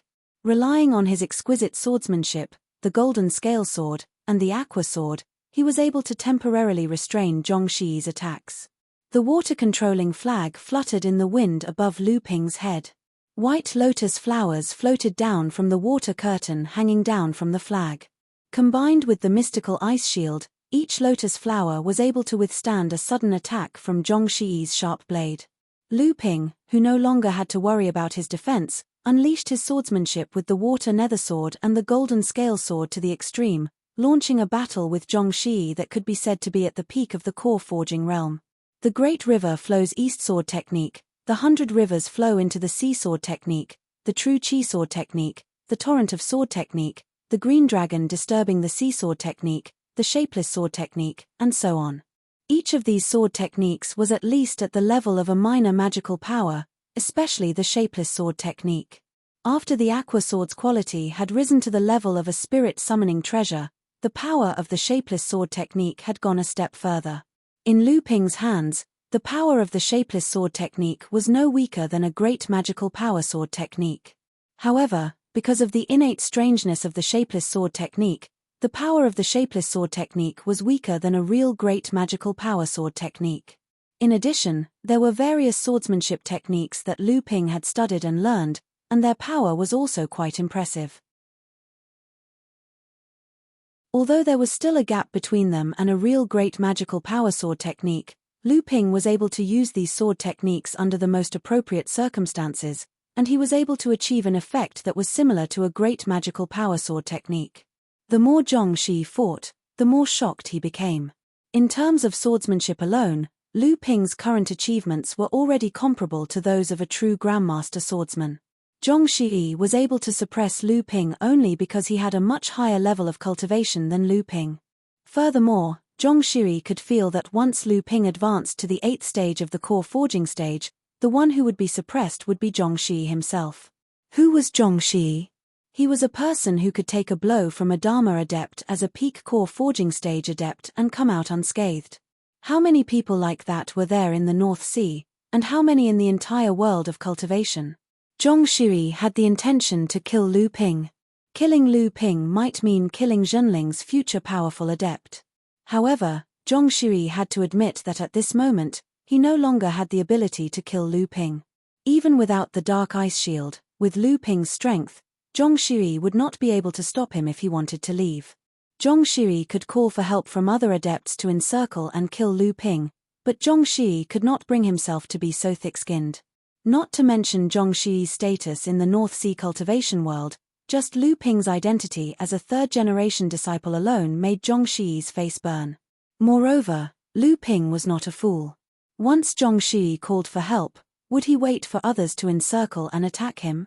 Just as Zhong Shi was racking his brains on how to make Lu Ping stay, he suddenly noticed from the corner of his eye that Xue Wuhuan, the spiritual master of Xue Yang Pavilion, was fighting with Zhenling, a late core forging stage adept.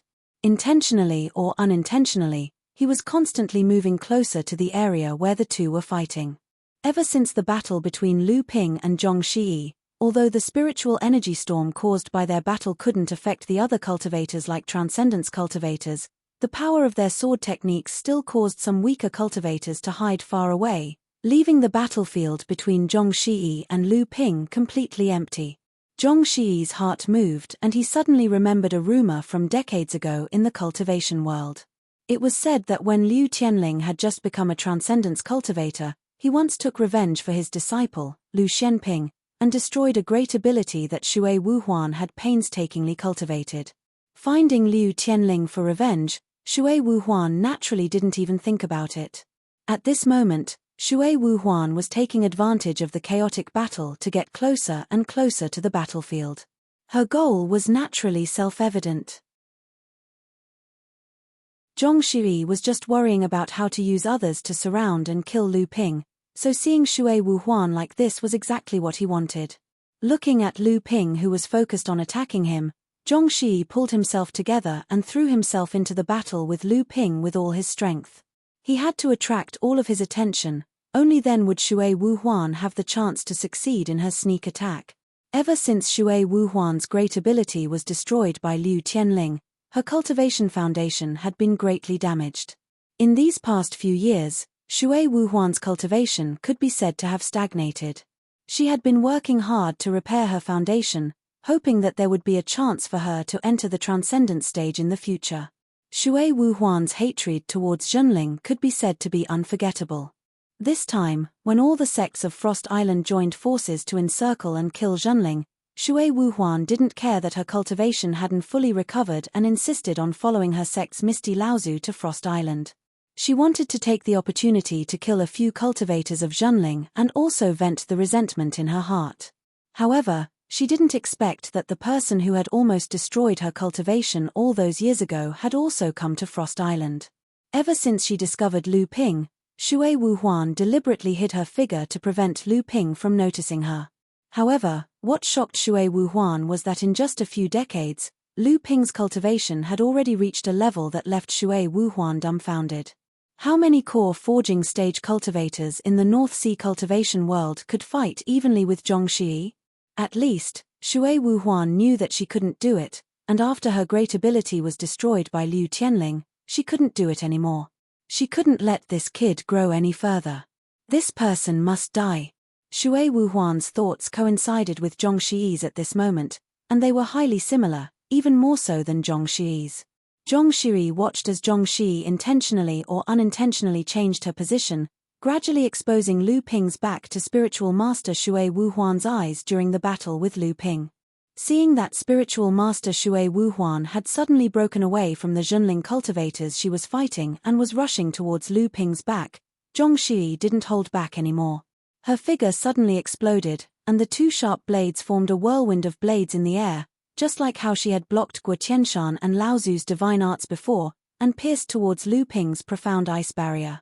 Shui Wuhuan was overjoyed. The water mist muslin in her hand shot out, and like a spirit snake, it shot towards Lu Ping's body to bind him.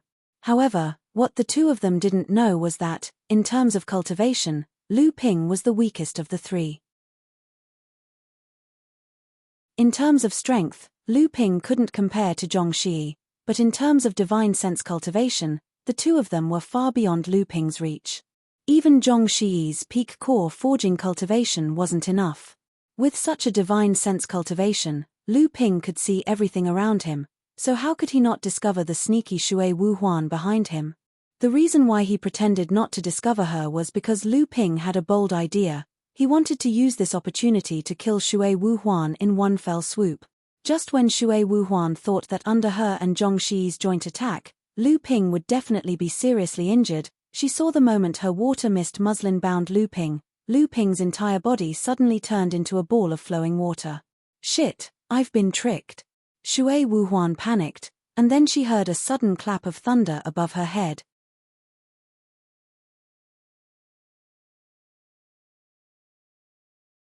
Chapter 605. The art of sea deception was able to fool the vengeful and weakened Shui Wuhuan, but it couldn't fool Zhong Shi. Just as Lu Ping moved his body, Zhong Shi's blade storm slashed towards an empty place in the void. The golden scale sword abruptly appeared in the void, and Zhong Shi activated the great divine ability of the sword art of 100 rivers into the sea. The entire void turned into a golden sea, and layers of golden sparks rose in the sky to meet Zhong Shi's sharp blade storm. The sound of popping rose one after another, attracting the attention of all the core forging cultivators within a radius of several miles. However, after Zhong Shi's blade storm fused with the two blades, it had risen to the level of a spirit-nurturing magic treasure.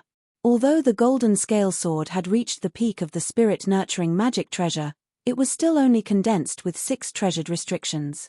In addition, Lu Ping's strength was slightly weaker than Zhong Shi's, so Lu Ping's sword art great divine ability was broken by the blade storm. Even so, Zhong Shi's blade storm was still weakened by a lot. However, at this time, Lu Ping didn't care about Zhong Shi's weakened blade storm. Instead, he pointed one hand to the sky and the other to the ground, muttering an incantation. Suddenly, a deafening clap of thunder resounded in the sky. At the same time, Shui Wuhuan's Shui Yangshuo had just stirred up the water statue left behind by Lu Ping. Her shocked expression was awakened by the sudden clap of thunder in the sky. When she looked up, her face was covered with a layer of panic. A bucket-thick 7-colored lightning opened up a zigzagging path in the sky, and finally fell on Shui Wuhuan's head. Lu Ping didn't dare to summon the 7-treasure thunder calabash in front of everyone. However, after the 7-treasure thunder calabash had condensed 3 spirit-nurturing magic treasures, although Lu Ping didn't have time to use the corresponding natural treasures to enhance the 7-treasure thunder calabash's power, the power of the 7 treasures thunder calabash's 7 thunder fusion magic treasures was much more tyrannical than ordinary great divine abilities.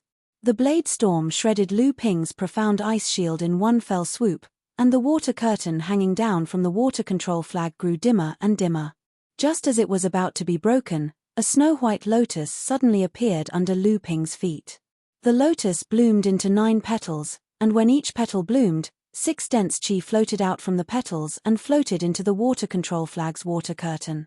Although the storm of sharp blades was crazily slicing at the water curtain hanging down from the flag, it seemed like there was only a thin layer of light left before it could completely kill Lu Ping. However, This thin layer of light was still as tough as iron. It firmly blocked Zhong Shi's powerful spells from reaching it. Zhong Shi helplessly withdrew his artifact. Right now, he had already tried his best. If he attacked again, he wouldn't be able to pose a threat to Lu Ping in a hurry. He could only look at Spiritual Master Shui Wuhuan below with a slightly regretful expression, and just happened to hear Spiritual Master Shui Wuhuan's great divine ability scream spread across the entire Frost Island. Spiritual Master Shui Wuhuan, who couldn't withdraw his natal artifact in time, was suddenly covered by a layer of green mist. The moment the green mist formed, it turned into a 5 feet thick layer of solid ice on top of Spiritual Master Shui Wuhuan's head. Lu Ping's expression changed. This layer of green mist was obviously a kind of ice fiend that had been formed for more than 3,000 to 5,000 years. This kind of ice fiend was of a much higher quality than the profound ice fiend that Lu Ping had obtained on Frost Island. It was just right for Lu Ping to use to condense the 7 Thunder Treasures calabash to advance his spirit channeling artifact. However, the solid ice formed by this layer of ice fiend was far from being able to withstand the 7 Thunder fusion art of the 7 Thunder Treasures calabash. The solid ice was blasted apart by the lightning, and amidst Spiritual Master Shui Wuhuan's blood-curdling screams, half of Spiritual Master Shui Wuhuan's body was charred black by the 7-colored lightning. However, this degree of injury was still far from being able to kill Shui Wuhuan. Although Shui Wuhuan's body was already heavily injured, his consciousness was still intact. The light beneath his feet continuously flickered as he attempted to flee towards the Water Mist Pavilion's camp. At this moment, Zhong Shi couldn't just watch as Lu Ping died. His twin blades struck out once again, attacking towards the left and right of Lu Ping with the intention of stopping Lu Ping from intercepting Shui Wuhuan. However, a small boat suddenly appeared beneath Lu Ping's feet. The small boat flashed across the sky and disappeared. While Zhong Shi was still in a daze, his twin blades struck empty air. Ocean-crossing boat.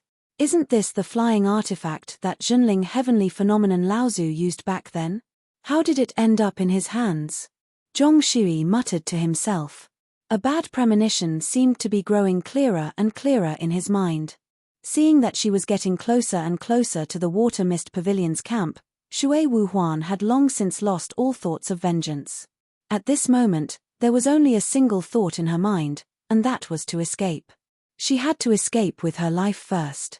Seeing the Water Mist Pavilion's cultivators rushing over to receive her, Shui Wuhuan's heart was instantly filled with the joy of survival. However, at this moment, before her pitch-black face that no longer listened to her orders revealed even the slightest twitch, she saw the gazes of the Water Mist Pavilion's senior and junior sisters suddenly filled with shock and fury. There were even a few of them who shouted out furiously. "This is..." Daoist Shui Wuhuan instantly came to a realization. When he raised his head with great difficulty, he saw a large silver jade seal descending from the sky. At the bottom of the large seal, the 2 words landslide were inscribed.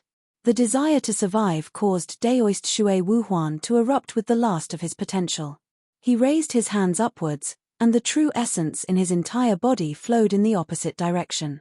The half of his body that had long since been charred continuously disintegrated into black powder, while the other half of his body that was still in good condition had blood continuously bursting from the surface of his skin. However, at this moment, landslide was no longer an ordinary magic treasure. Instead, it was a spiritual magic treasure that had condensed 2 spiritual treasure restrictions. Even though the heavily injured Daoist Shui Wuhuan had reversed his true essence, it was still like a mantis trying to stop a chariot. The iron seal that descended with a loud rumble smashed Daoist Shui Wuhuan into a pile of meat paste. A famous Water Mist Pavilion's 8th layer core forging stage cultivator had fallen just like that. Landslide flew backwards, turned into the size of a palm, and fell into the hands of Lu Ping, who had just rushed over. The Water Mist Pavilion's cultivators were riled up, and surrounded Lu Ping. Lu Ping was startled. At this time, he had just gone through a series of battles. Although he had plotted against Shui Wuhuan during his battle with Zhong Shi to take advantage of him, Lu Ping's spirit was still somewhat exhausted. It wasn't that Lu Ping's true essence was insufficient. After successively refining a portion of profound essence heavy water and 2 portions of 10,000 wonder jade nectar, and advancing to the late stage of core forging stage, the density of the true essence in Lu Ping's body could only be described as inhuman. Although this battle was fierce, it was still too far away from exhausting his true essence. It was just that this kind of mental exhaustion caused Lu Ping to have a feeling of weariness for the battle. Therefore, before the water mist pavilion could surround him, Lu Ping had already jumped out of the encirclement and returned to the profound ice array. Lu Ping turned to look at Zhong Shi, who was on the other side. He was somewhat baffled as to why Zhong Shi would allow him to return to the profound ice array without making a move to intercept him. However, Lu Ping's attention was immediately attracted by Junling's situation behind the profound ice array. The battle between Lu Ping and Zhong Shi, and the killing of the Water Mist Pavilion's veteran late core forging cultivator, Shui Wuhuan, had greatly boosted the morale of Junling's side. When Lu Ping returned to the profound ice array, Xian Zhu, Xian Hui, Zhong Xianbei, Xian Yu, and Li Xuanru, the 5 third-generation disciples who had just advanced to the late core forging realm, rushed out of the profound ice array under the leadership of Daoist Xian Zhu. They blocked all the Water Mist Pavilion cultivators who had chased after Lu Ping outside the profound ice array. In fact, this time, Junling's third-generation disciples and Lu Ping had advanced to the late core forging realm. This was an achievement that all the sects in the North Sea were envious of. Other than Junling, although Xianling sect and the other sects had also participated in the Fantasy Spirit Cities auction, their harvest was far inferior to Junling's. According to Junling's understanding, even with the help of Xianling sect and the Crystal Palace, only 3 third-generation disciples had advanced to the late core forging realm this time. This was far from being comparable to Junling's. Other than Lu Ping, these 5 people had also performed quite well in this battle on Frost Island. They were able to contend against some of the second-generation disciples who were at the late core forging realm from other sects. However, the attention that these 5 people had originally attracted was completely stolen by Lu Ping.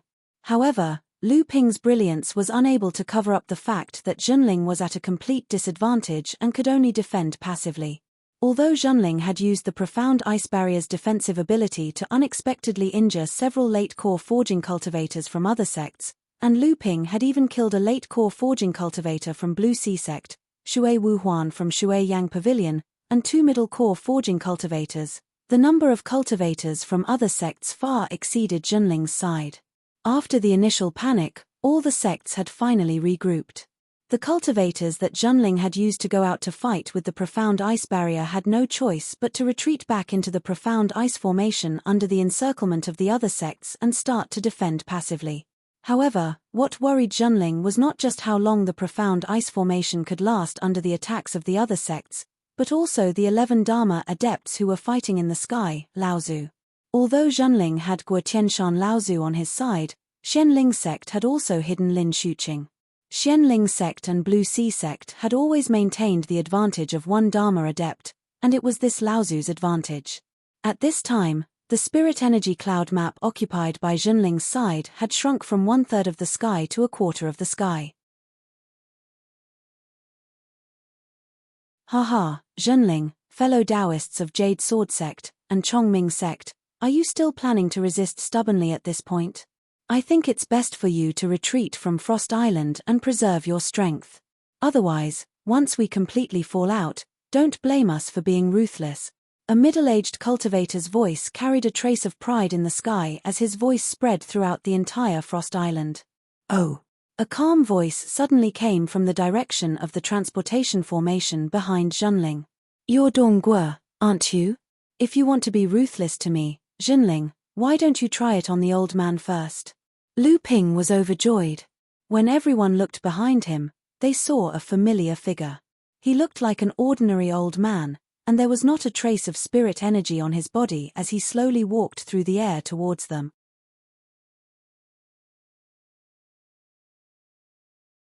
Chapter 606. Dongguo, if you want to be cruel to me, Junling, why don't you try it on the old man now? The old man floated down from the sky. There was not a single trace of spiritual energy around him, as if he was just an ordinary person. However, when the old man appeared, not only was there not a trace of spiritual energy around him, even the spiritual energy storm that had been stirred up by the hundreds of cultivators on Frost Island gradually calmed down.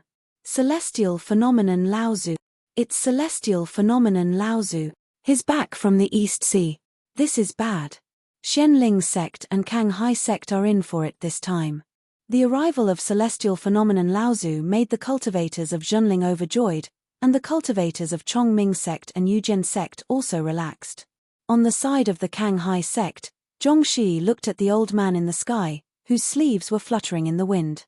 His expression was unusually ugly. A late Dharma adept. Celestial phenomenon has actually successfully passed the tribulation of the mid-Dharma stage and become a great adept. He's the second great adept in the North Sea. With the 10 Dharma adepts of Zhenling, which sect in the North Sea can still take him down? Celestial phenomenon Laozu waved his sleeves, and the sky was instantly filled with the sound of wind and thunder. The 2 clouds of spiritual energy that had covered the sky instantly dissipated, and the 11 Dharma adepts in the sky slowly descended from the sky in 2 camps. Tianjiang Laozu, Tianlu Laozu, and Guo Tianshan Laozu saw that it was celestial phenomenon Laozu, but their expressions did not change. It was obvious that they already knew that celestial phenomenon Laozu would appear. Sanming Laozu and Tongjian Laozu, on the other hand, were full of surprise. They looked at each other and saw a trace of joy in each other's eyes. Zhenling was now like the sun in the sky in the North Sea.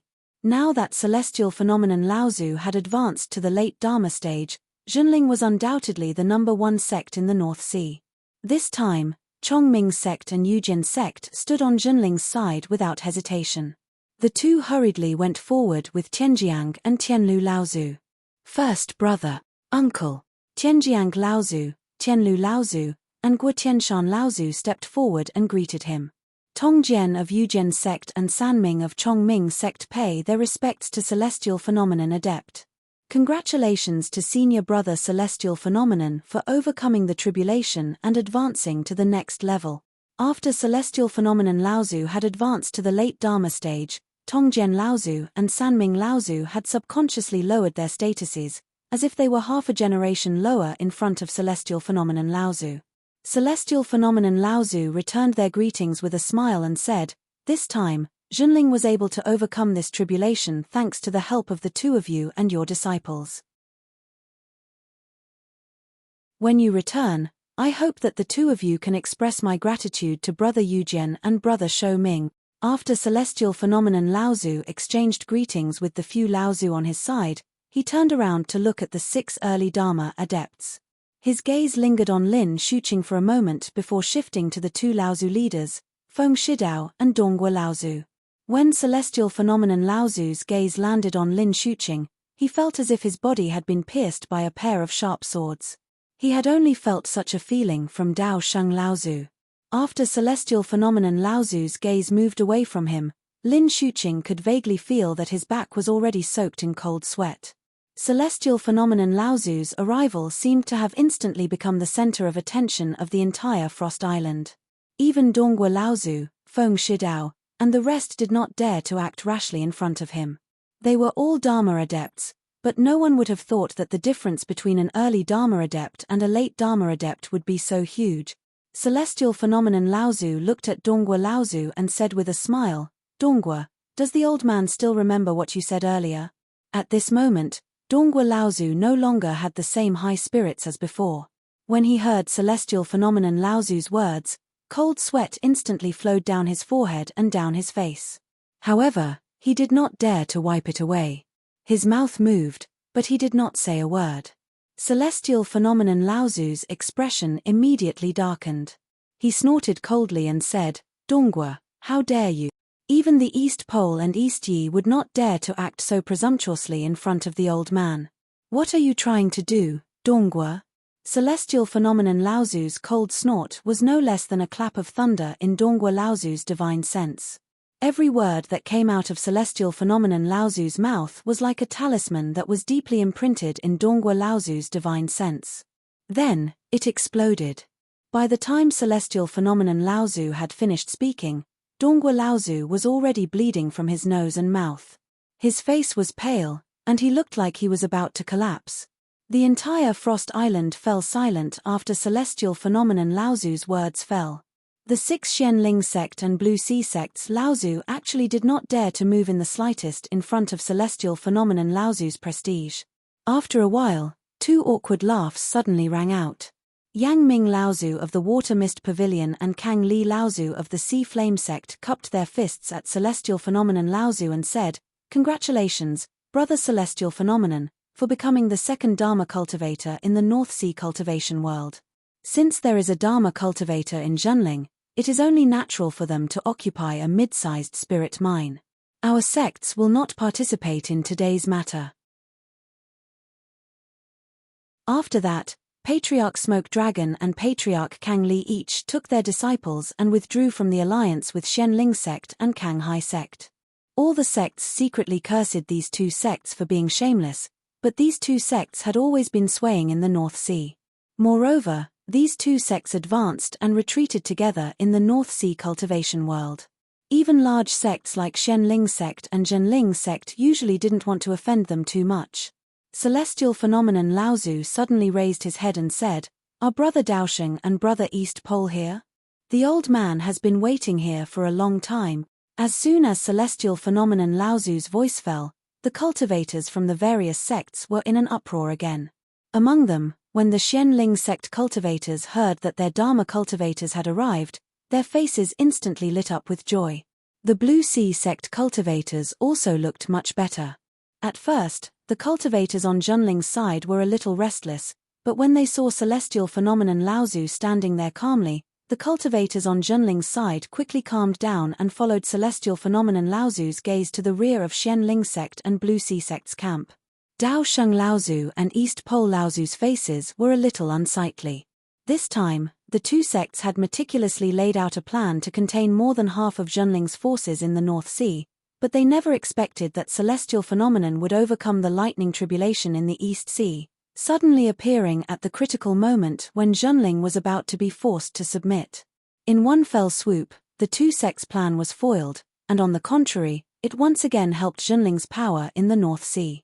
When Daosheng Laozu arrived in front of celestial phenomenon, he suddenly let out a sound, as if he had discovered something. After which, he looked at celestial phenomenon in front of him strangely and said coldly, "At this time, I'm afraid that Tianfan and Tian Shui are about to arrive. This time, since your sect has the upper hand, we will admit defeat." East Pole Laozu saw that Daosheng Laozu had a strange look on his face, and he was stunned for a moment. After which, he seemed to have discovered something, and looked at Donghua Laozu, who had been injured by celestial phenomenon Laozu. He thought to himself that this time, junior brother Donghua's advancement to the mid-Dharma stage might have to be delayed once again.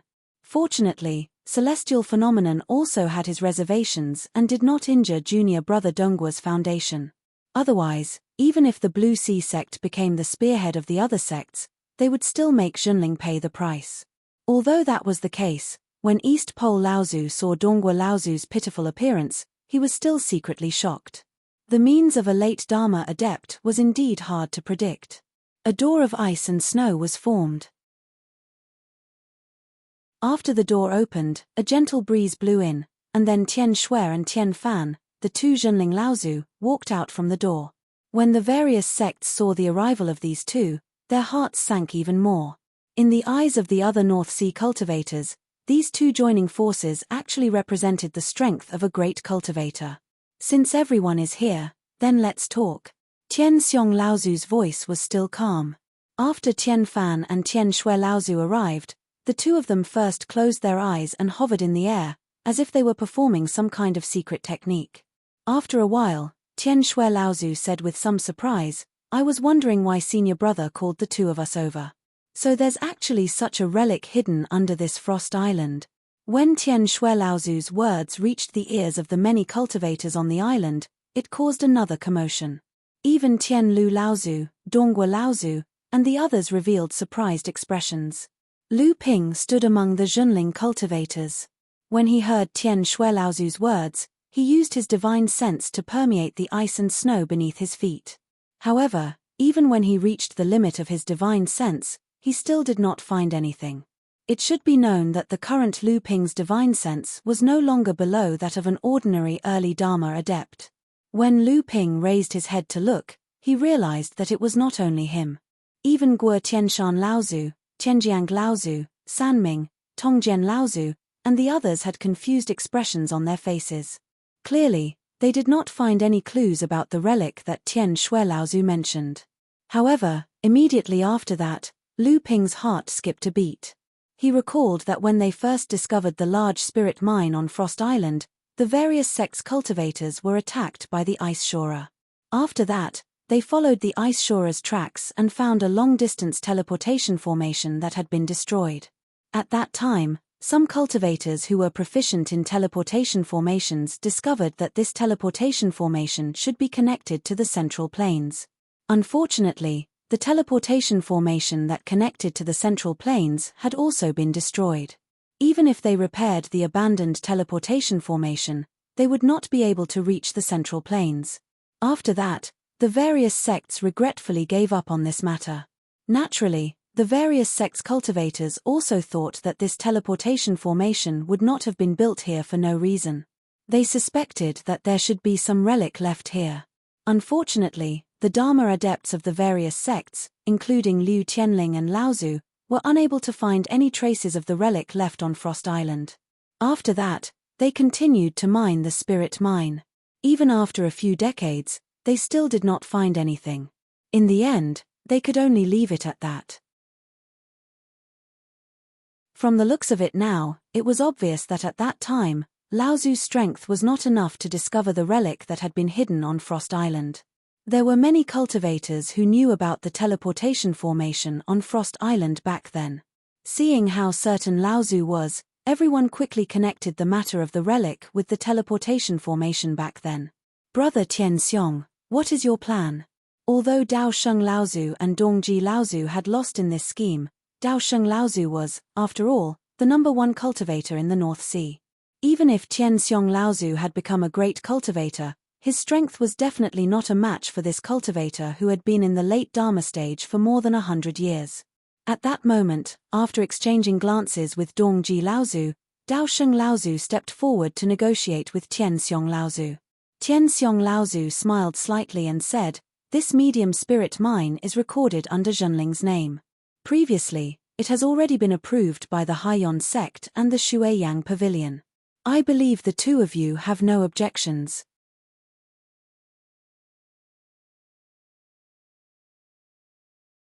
Chapter 607. Tian Xiong Laozu smiled and said, "This medium spirit mine is under Zhenling's name, and it has already been approved by both the Haiyan sect and the Shuiyang Pavilion. I believe the two of you have no objections." On the periphery of the confrontation, although the Haiyan sect and the Shuiyang Pavilion had expressed that they would no longer participate in the matter of the medium spirit mine, the people of these two sects did not retreat, but stood far away on the periphery. Especially after Dao Sheng Laozu and the others arrived, Yang Ming Laozu and Kang Li Laozu keenly sensed something. As expected, after Tian Shui Laozu said that there was a relic hidden in Frost Island, the two naturally did not dare to delay and hurriedly sent the news back to their sects, informing the mid-Dharma adepts of their sects. At this time, the only ones who were qualified to participate in the matter were the guardian Laozu of each sect. The other sects such as Chong Ming, Jade Sword, Ling Jiyu, and Feiyu cultivators also informed the mid-Dharma adepts of their sects, Laozu. Naturally, Patriarch Celestial and the others noticed what the cultivators from the other sects were doing. However, they did not say anything about it. Instead, they used the Water Mist Pavilion and Ocean Flame sect as shields to occupy the mid-sized spirit mine first. At this time, Yang Ming Laozu and Kang Li Laozu looked a little embarrassed. Dao Sheng Laozu glanced at the two of them and said coldly, "Since Brother Tian Xiong insists on this spirit mine, then this spirit mine will be given to your sect. There are so many cultivators here today, and they can be witnesses. We should wait for the other friends to arrive, and then we can discuss how to excavate this relic. No hurry." Dao Sheng Laozu's face turned cold, but Tian Xiong Laozu smiled and said, "This spirit mine originally belonged to our sect. It was your sect who was jealous and joined forces with other sects to snatch it. Now that your sect has failed, How can you say that it will be given to us? Brother Daosheng, are you muddle-headed? Daosheng Laozu said coldly, then what does Brother Tianxiong mean? Could it be that your sect wants compensation from us? Brother Tianxiong, do you really think that no one in the North Sea can deal with your sect? Daosheng Laozu deliberately said this, but it made Yang Ming Laozu and Kang Li Laozu, who originally planned to stay out of this matter, change their expressions. Both of them looked at Tianxiong Laozu with bright eyes, waiting for his answer. Tianxiong Laozu looked at the Ocean Flame Sect and Water Mist Pavilion in the distance, and said unhurriedly, Brother Daosheng, you think too much. This time, the other sects besieged our Frost Island's spirit mine. I think the other sects were just fooled by Brother Daosheng and Brother Eastern Pole. Junior Brother Dongguo of the Blue Sea Sect has already been punished by the old man, so this matter is over with the Blue Sea Sect. I wonder if the old man thinks so. How about Brother Eastern Pole, Water Mist Pavilion, and Ocean Flame Sect? Daosheng Laozu's expression changed, but before he could say anything, another 2 doors opened in the void in the sky, and 2 voices came from the doors, saying, Brother Tianxiong is right, the matter of Water Mist Pavilion and Ocean Flame Sect working together with Junling on Frost Island is over. Daosheng Laozu's expression changed, and before he could say anything, 2 mid-Dharma adepts walked out of the door. This mid-Dharma adept Laozu walked straight to the Ocean Flame Sect and Water Mist Pavilion cultivators, and Yang Ming Laozu and Kang Li Laozu hurriedly went forward to greet him. Tianxiong Laozu was obviously trying to drive a wedge between the 2 sects, but these 2 sects had always been seeking benefits. Previously, they had only allied with Xianling Sect and Blue Sea Sect because of the benefits promised by the 2 sects. Now that they could not get any benefits, and they might even offend the powerful Junling, they naturally had to quickly draw a clear line between Xianling Sect and Blue Sea Sect. At this time, East Pole Laozu spoke, so it's Sister Yenyu from Water Mist Pavilion and Brother Kang Chi from Ocean Flame Sect, nice to meet you. After greeting the 2 mid-Dharma adepts, East Pole Laozu turned a blind eye to Daosheng Laozu's piercing gaze, and turned to Tianxiong Laozu, saying, since Brother Tianxiong no longer wants to pursue the matter of the spirit mine, then the Blue Sea Sect will also write off the injury of Brother Dongguo from our sect. Daosheng Laozu said angrily, East Pole, you. East Pole Laozu turned to Daosheng Laozu and said indifferently, Brother Daosheng, I'm really sorry. After all, our Blue Sea Sect has just merged, and it's really not good to make too many enemies. I, East Pole, have to be responsible for the thousands of cultivators in Blue Sea Sect. Good. Daosheng Laozu was so angry that he laughed, and turned to Tianxiong Laozu, saying, Brother Tianxiong is really good. With just a simple gesture, you dissolved the alliance between our sects. Daosheng really admires you. Tianxiong Laozu said indifferently, Brother Daosheng, you flatter me. The old man is just stating the facts. But speaking of your sect, this time, I, Junling, would like to talk about the loss that Brother Daosheng has suffered. Daosheng Laozu calmed down at this time, and said, Brother Tianxiong, if you have any ideas, please say it. I, Daosheng, will accept it. Tianxiong Laozu smiled and said, in that case, old man will not be unreasonable. This time, the loss that your sect has caused to our sect is really huge. Apart from the dozens of disciples who died, there is also a large amount of spiritual stones spent in the profound ice formation. My request is not too excessive. Our 2 sects will take 25% of the large spirit vein. Originally, it should be divided equally, but now, I think I, Junling, will take 15%, and the remaining 10% will belong to your sect. What do you think, Brother Daosheng? Daosheng Laozu's expression changed. He stared at Tianxiong Laozu and said, Tianxiong, don't go too far. The large spirit vein on Frost Island could be said to be an important source of spiritual stones in the cultivation world of the North Sea.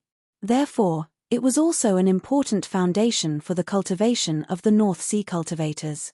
It could be said that every bit of the share was a large amount of spiritual stones, enough for all sects to fight for it. This point could actually be seen from Junling's medium-sized spirit vein. For the ownership of a medium-sized spirit vein, the top 10 sects of the North Sea were actually involved. Only one last step was left for a great battle in the North Sea cultivation world. However, the importance of a large spirit vein was not only in this aspect. The more important significance of a large spirit vein was that it could produce extremely stable top-grade spiritual stones, and the top-grade spiritual stones were an important foundation for the cultivation of Dharma manifestation cultivators. Tian Xiong Laozu's expression immediately darkened when he saw Dao Sheng Laozu's anxiety. He said coldly, "So, Brother Sheng, you don't agree?" Tian Shui and Tian Fan, who were standing behind Tian Xiong Laozu, immediately took a step forward and stood behind Tian Xiong Laozu, glaring at Dao Sheng Laozu like a tiger watching its prey. It looked like they would start a fight if there was any disagreement. Dao Sheng Laozu looked at the three people in front of him with cold eyes.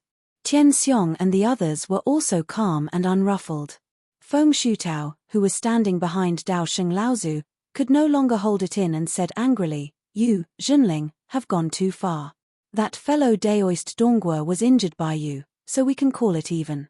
The other sects besieged you, Zhenling, and we can also let bygones be bygones. But you want to target my Xianling sect. When you returned from the East Sea, my uncle Master Daoyang was also injured by you." Lin Shuqing, who was standing beside Feng Shutao, hurriedly pulled on his clothes, telling him to stop talking. However, in his rage, Feng Shutao did not think that there was anything wrong with his words. Dao Sheng Laozu suddenly turned his head and said angrily, "Shut up, idiot." Feng Shutao stared blankly at the enraged Dao Sheng Laozu. After a while, he finally reacted. When he looked around, he saw that Laozu from the other sects were looking at Feng Shutao with hostility. Instantly, he knew that he had fallen into Tian Xiong's trap. Lu Ping looked at Feng Shutao, this Laozu, with amusement. Zhenling had used his own strength to force the North Sea sects to clean up their own mess. His goal was to isolate Xianling sect from the other sects in the North Sea. It could be said that this had caused some of the cultivators from the other sects to sympathize with Xianling sect, making it difficult for Zhenling to control the situation. Going too far was as bad as not going far enough, and it was very likely that the sects in the North Sea would unite again. At that time, the one who would be forced to give in might be Zhenling. However, to everyone's surprise, Feng Shutao had no filter on his mouth.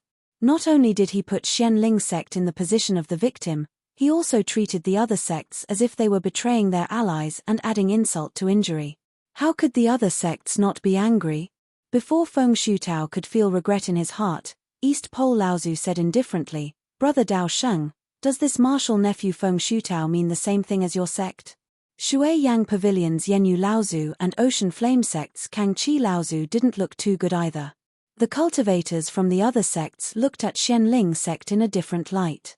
How could the situation in the surroundings escape Dao Sheng Laozu's eyes? Laozu sighed inwardly. Suddenly, he felt unusually tired both physically and mentally. He turned around and looked at the smiling Tian Xiong Laozu and said, "Very well, we will do as Brother Tian Xiong says. From now on, Xianling sect will only take 10% of the Spirit Stone mine on Frost Island. The remaining 15% will go to your sect." Feng Shutao looked very anxious.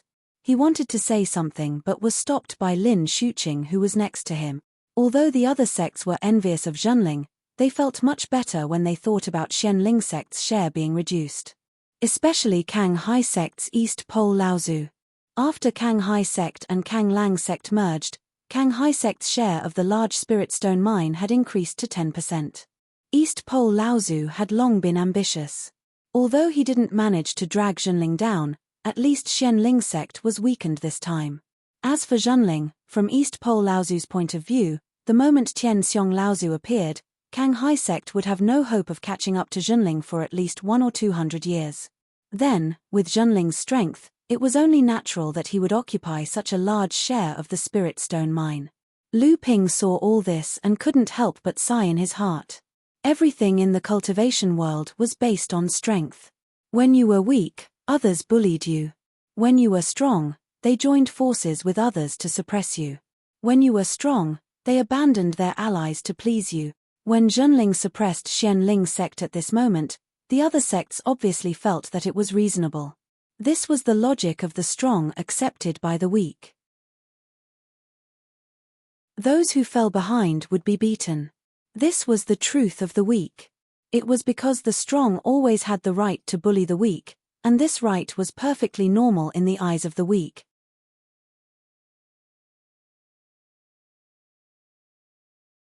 Chapter 608.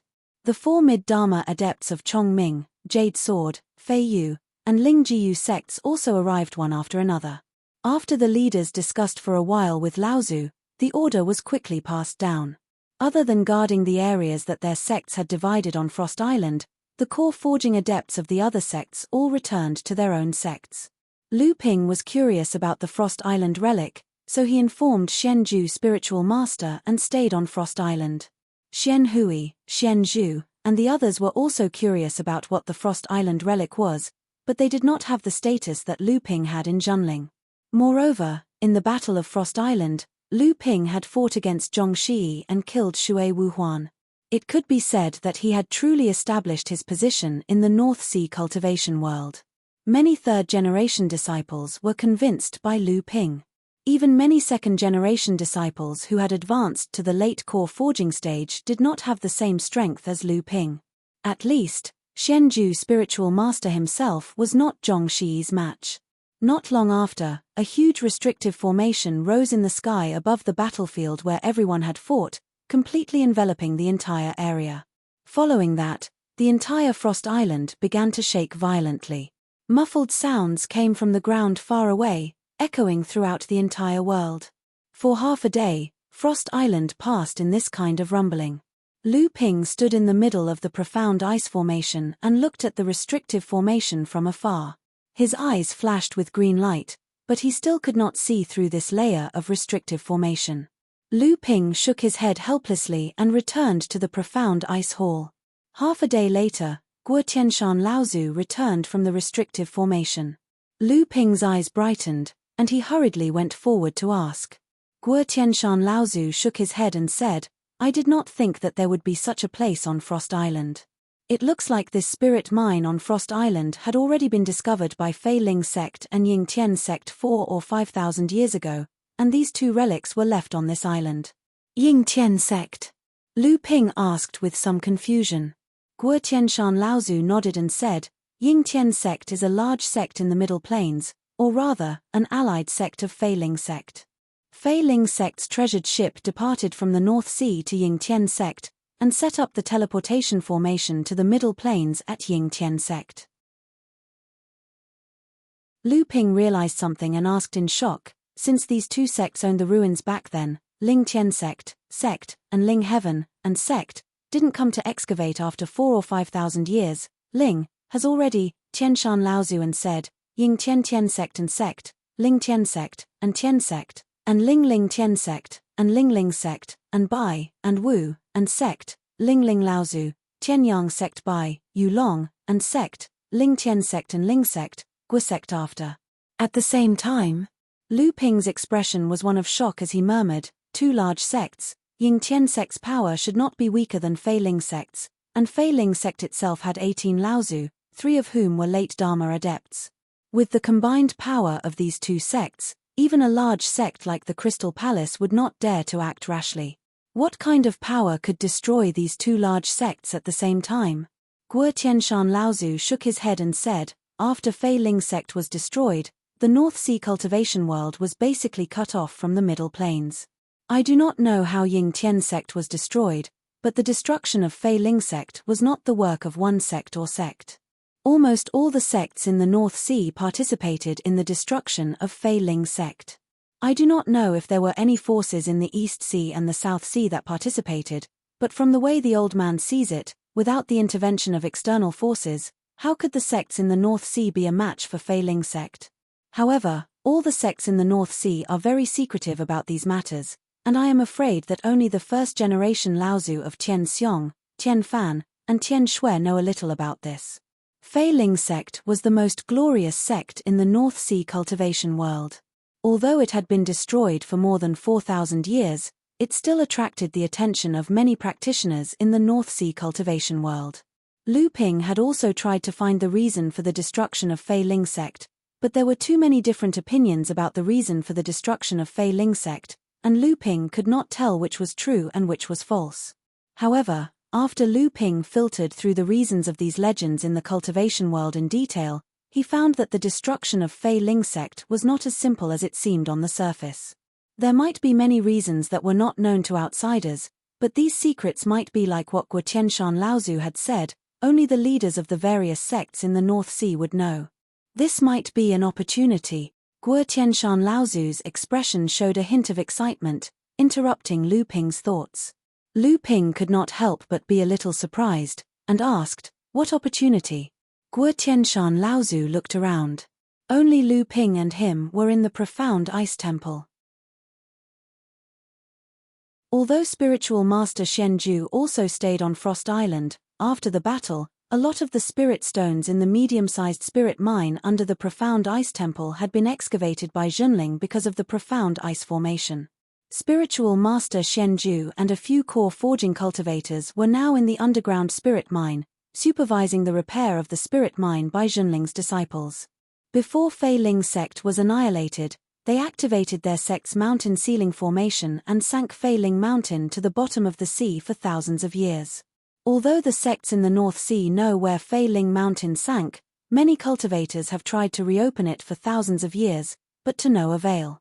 They could only send some early blood condensation disciples there every 500 years to collect some spirit herbs and excavate the cave abodes of Fei Ling sect's core forging cultivators. Lu Ping's heart skipped a beat, and he could not help but ask, "Martial uncle, are you saying that Ying Tian sect did the same?" Guo Tianshan Laozu nodded his head confidently. That must be the case. It is rumored that Fei Ling sect and Ying Tian sect are equally strong. Although Ying Tian sect is located in the North Ice Plains, it is still connected to the Middle Earth's cultivation world. Their strength is actually stronger than Fei Ling sect. Since Fei Ling sect was able to activate the mountain ceiling formation at the last moment, then Ying Tian sect must have a way to conceal their sect's location, causing the cultivators from the other sects to be in vain. Lu Ping nodded his head thoughtfully. He had to admit that Guo Tianshan Laozu's guess was reasonable. Thus, he asked, "Does that mean that this time, the sects in the North Sea will have a chance to find the true location of the two sects' training grounds through the ruins left behind by these two sects? How can it be that easy?" Tian Shui Laozu's figure flashed as she entered the profound ice palace. As she walked, she said, "Earlier, Laozu had done a rough search of the various sects. Although I found some clues in the outer perimeter of the ruins, it is still extremely difficult to enter the sealed training grounds of Ying Tian sect. We can only use the already destroyed Ying Tian sect's teleportation array to determine the approximate location of the sealed training grounds." Guo Tianshan Laozu's face lit up. "Then what about Fei Ling sect?" "Don't even think about Fei Ling sect." Tian Shui Laozu shook her head. At this moment, Tian Xiong, Tian Fan, and the rest of Laozus broke through the void and descended into the profound ice palace. Tian Shui Laozu glanced at everyone before looking at Lu Ping, who was standing below. She said, "Fei Ling sect's forbidden grand array isolates everything. Maybe after 400 years, when Fei Ling Island's forbidden grand array weakens again, there might be a chance. But now, there's no chance to enter." Guo Tianshan Laozu shook his head regretfully and asked, "Since we can't even enter Fei Ling Island, how are we going to enter Ying Tian sect's training grounds?" Ying Tian sect's sect-protecting grand array is different from Fei Ling sect. At this moment, Tian Xiong Laozu spoke. The Ying Tian sect's reverse grand array is indeed powerful. However, after activating the final defensive method, which is mainly used to conceal oneself in space, its defensive capabilities are far inferior to the forbidden grand array. Although this type of grand array makes Ying Tian sect's training grounds not as profound as the seven-star cave heavens, in these thousands of years, I have never heard of any sect in Middle Plains obtaining the inheritance of Ying Tian sect. Tian Fan Laozu continued, "The Northern Sea sect's Laozu's intention is to gather the formation masters and masters of the various sects. After we have completely opened up the ruins of these two sects on Frost Island, we can use the destroyed teleportation formation to determine the approximate location of Ying Tian sect. After that, each sect will secretly send Dharma Plane cultivators to Middle Plains to search for Ying Tian sect's training grounds." At this moment, Tian Shui Laozu seemed to have thought of something. Suddenly, she asked Lu Ping, Do you still remember Qingjian Laozu? Lu Ping did not know why Tian Shui Laozu would mention this person, so he nodded his head in confusion. However, he heard Qingjian Laozu continue, just now, after the Laozu of the various sects worked together to break through the protective formation set up by these two sects and opened up the ruins, the Eastern Pole Laozu of the Blue Sea sect revealed a secret. He said that Qingjian Laozu was originally a remnant of Yingtian sect after it was annihilated. Originally, he wanted Fei Ling sect to take him in so that he could make a comeback. Unexpectedly, perhaps because Qingjian was afraid that his identity would be exposed along the way, he was not well informed. It was only when he reached the North Sea that he found out that Fei Ling sect and Yingtian sect had been annihilated at almost the same time. Completely disheartened, Qingjian Laozu wandered around the North Sea. In the end, he was unintentionally taken in by Laozu of the Blue Sea sect and found out about his background. Lu Ping's face was filled with shock, but his heart was in turmoil. The first thing that came to Lu Ping's mind was Qingjian's cave dwelling. There was an extremely well-hidden Middle-earth teleportation formation. Where was its destination? Could it be Ying Tian sect's hidden training grounds? Tian Shui Laozu didn't know what Lu Ping was thinking. Seeing his shocked expression, she thought that he was surprised by the strangeness of the matter. Thus, she continued, after that, Qingjian was wary of Kang Hai sect and took the opportunity to leave. Unexpectedly, Kang Hai sect happened to lose the flowing sword of the thin water flowing sword, a pair of flying swords left behind by their founder. Kang Hai sect once slandered Qingjian Laozu for stealing the sword. This matter was left unsettled, but it became the fuse that caused Kang Hai sect to split. After that, Zhongxian Laozu launched a sneak attack on Kang Hai sect and stole the other thin water sword. After that, all the sects in the Northern Sea rejoiced in Kang Hai sect's misfortune. Only Kang Hai sect realized that Zhongxian Laozu launched a sneak attack on Kang Hai sect because he received the news and came specifically for Qingjian Laozu. Unexpectedly, Qingjian Laozu had become an influential figure in the Northern Sea's cultivation world. How would Zhongxian Laozu dare to meet him? A remnant of Fei Ling sect and a descendant of Ying Tian sect. In the end, the two of them were unable to work together. Perhaps they knew that they had lost their power and were powerless to reverse the situation.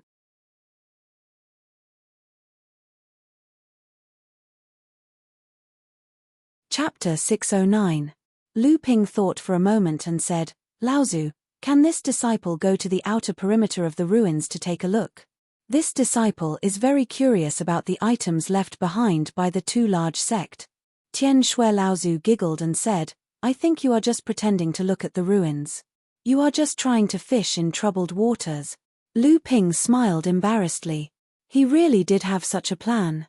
After De Bao advanced to the core forging realm, his talent had been strengthened. Although Lu Ping didn't know what level De Bao's spiritual seeking talent had reached, it was still good to be able to pick up some transcendence realm items that Laozu didn't like. Tian Shui Laozu saw Lu Ping's embarrassed expression and laughed again. Brat, don't even think about it. Not to mention that the sect's Laozu have already made an agreement to keep this matter a secret. Only Transcendence Realm cultivators from the sects are allowed to enter. Even if we let you in, what ability do you have to pick up our leftovers? Lu Ping smiled embarrassedly and didn't say anything else. At this time, Tianlu Laozu suddenly laughed and said, however, there is still a place where you can be of use. Lu Ping looked at Tianlu Laozu in astonishment, only to see Tianlu Laozu saying, there are actually 4 mid-sized spiritual veins hidden in the ruins. In these thousands of years, there are quite a number of spiritual herbs that have matured. Especially in this special environment, there are quite a number of ice attribute spiritual herbs that are growing and blooming. It would be a pity to directly pluck them.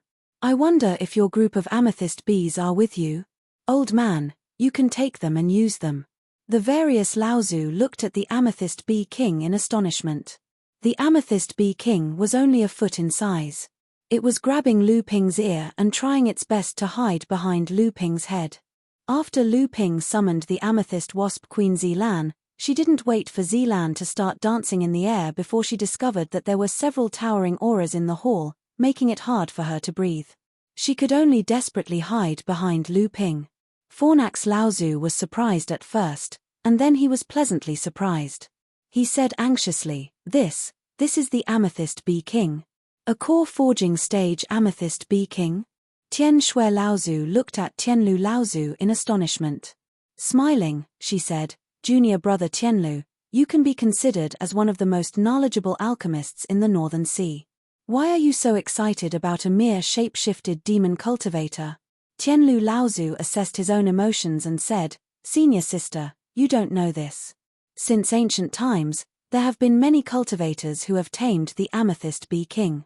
However, the number of cultivators who have been able to cultivate the queen bee into a shape-shifted demon cultivator in the past tens of thousands of years is less than a handful. Oh, Tian Shui Laozu blinked and asked, could it be that this Amethyst Bee King that has transformed has something special about it? It actually made you, an alchemist grandmaster, so excited. Tianlu Laozu nodded solemnly and said, that's right. All these years, the number of Dharma stage elixirs consumed by this senior brother, senior sister, and martial nephews has increased a lot. Firstly, it's because of our sect's painstaking efforts over the years. That girl, Tian Qin, has also brought back quite a lot from Phantom City. Secondly, it's because of the amethyst royal jelly in this kid's hands that the success rate of Dharma stage elixirs has increased a lot. Tian Xiong Laozu also laughed and teased, this old man has also heard of this matter, but I heard more about junior brother Tianlu complaining that this kid is stingy, using the amethyst royal jelly in his hands to extort a lot of spirit herbs and elixir recipes from your hands. Tianlu Laozu looked at Lu Ping angrily, causing Lu Ping to feel a little embarrassed. Tianlu Laozu continued, that's right. However, because the amethyst royal jelly is only at the blood condensation stage, although it's rare, it can only increase the success rate of Dharma stage elixirs by 10%. However, the amethyst royal jelly brewed by the core forging stage queen bee can at most increase the success rate of Dharma stage elixirs by 20%. As soon as Tianlu Laozu finished speaking, other than Tian Xiong Laozu, the other Laozu in the mystic ice temple gasped. Even Lu Ping didn't know that the core forging stage queen bee's royal jelly could have such an effect. The spiritual herbs required to concoct Dharma stage elixirs were already scarce. In addition to the low success rate, most of the Dharma stage cultivators in the cultivation world were in a state where elixirs were scarce. This was also why the amethyst royal jelly, which could increase the success rate of Dharma stage elixirs by 10%, was known as the holy elixir in the cultivation world. This time, when Laozu heard that the core forging stage queen bee could brew royal jelly with a success rate of 20%, it was enough to make all of the Laozu go crazy. The few Laozu's gazes towards the amethyst queen bee on Lu Ping's shoulder became even brighter. The amethyst queen bee, who was previously no longer afraid after being comforted by Lu Ping, was suddenly frightened. Her eyes were tearing up, and her small hands grabbed Lu Ping's ears even tighter, causing Lu Ping to grimace in pain. At this moment, Tian Shui Laozu seemed to have thought of something. Stretching out her hand, she opened up a spatial rift. After rummaging through it for a moment, an exquisite jade essence bottle appeared in her hand. Tianlu Laozu looked at the jade essence bottle in Tian Shui Laozu's hand, and his eyes lit up. Clear spirit pill? Senior sister, this junior brother has been asking you for this for over 100 years, and you were unwilling to give me a single pill. Now, you're willing to take it out. Tian Shui Laozu rolled her eyes at Tianlu Laozu. These 3 clear spirit pills were given to me by a daoist from the spirit beast sect when I was roaming the Central Plains. This daoist gave me these 3 clear spirit pills before we parted. Every single one of these 3 clear spirit pills are exceptionally precious. Your junior brother Tianlu doesn't have any precious spiritual beasts with him, so it's fine if he wants them to look at them. However, if you take them, you will definitely try to imitate them. Furthermore, there's a high chance that you won't be able to imitate them. You'll just be wasting a clear spirit pill. Tianlu Laozu smiled awkwardly. At the very least, I'll be able to know the composition of the clear spirit pill, right? This sentence undoubtedly admitted that it was extremely difficult to imitate such a miraculous pill. Lu Ping had heard of the spirit beast sect before. This sect was equivalent to a large sect in the Central Plains. However, The traces of this sect in the Central Plains were extremely elusive. This was because this sect had quite a huge controversy among both humans and demons. Hence, the cultivators from this sect rarely revealed themselves in the cultivation world. However, the moment they did, they would definitely be the strongest of their generation. Very few people would dare to look down on them. The Clear Spirit Pill was the exclusive secret medicine of the Spirit Beast sect. It was a miraculous pill that was no less beneficial to the demon race than the Clear Spirit would. It was also one of the reasons why the experts of the demon race had a love-hate relationship with this sect. To the Spirit Beast sect, the Clear Spirit Pill was similar to the spiritual forging pill to the Feiling sect. Tian Shui Laozu poured out a golden pill the size of a grape from the jade essence bottle and placed it on her palm. She smiled at Zilan, who was hiding on Lu Ping's shoulder, but her attention was already attracted by the pill in Tian Shui Laozu's palm. "My good daughter, come here. Grandma will give you something delicious." Lu Ping could feel the current amethyst Queen Bee Zilan's emotions. That Clear Spirit Pill had given her an unlimited amount of temptation. However, the tyrannical aura from the owner of the Clear Spirit Pill had caused this queen to be extremely afraid. She could only look towards Lu Ping for help. Lu Ping smiled at the queen bee and sent her a message with his divine sense. "Go," he said, "go." Zilan hesitated for a moment. She first circled around Lu Ping's head once before flying off in the direction of Heavenly Snow Grand Ancestor, looking back 3 times with every step she took. It was as if she was afraid that she would never see Lu Ping again. Only when she arrived in front of Tian Shui Laozu, Zilan carefully stood on top of Tian Shui Laozu's palm and looked at it. Only then did she pick up the Clear Spirit Pill with both her hands. She placed it under her nose and sniffed it. An intoxicated expression appeared on her face as she smiled sweetly at Tian Shui Laozu. "Thank you, Grandma." Finished speaking, she held on to the Clear Spirit Pill and quickly flew back to Lu Ping.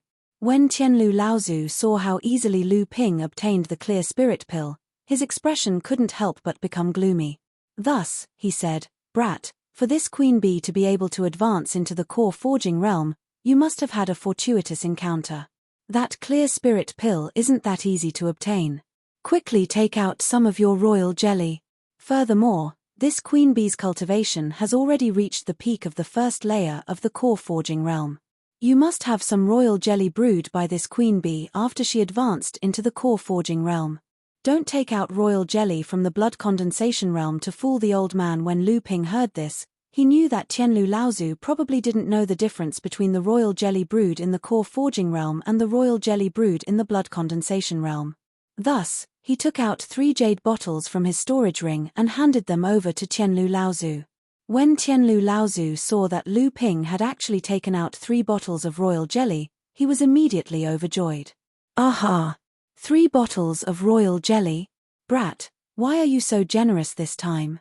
Don't tell me you're planning something again." Senior sister Tian Shui gave that bee a Clear Spirit Pill. That thing's effect on the demon clan is no less than a spirit forging pill. After your amethyst bee queen advances to the core forging stage, I'm afraid that it will be difficult for them to progress any further. With this Clear Spirit Pill, things will be different. So, it's best for you to be careful. As Tianlu Laozu spoke, he opened the bottle of royal jelly in his hand. He couldn't wait to know the difference between the royal jelly brewed by the royal jelly brewed by the royal jelly of the blood condensation realm and the royal jelly of the core forging realm. However, after opening the first bottle, Tianlu Laozu frowned. He immediately opened the second bottle and looked at Lu Ping before opening the third bottle.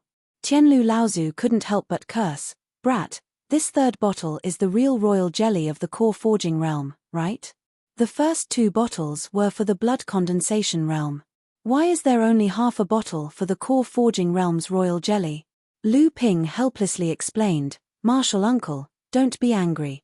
The amethyst royal jelly of the core forging realm is different from that of the blood condensation realm. Although it's more effective, the difficulty of brewing it is also much higher." Ever since Zilan advanced to the core forging realm, she has been busy consolidating her cultivation and didn't brew this royal jelly again.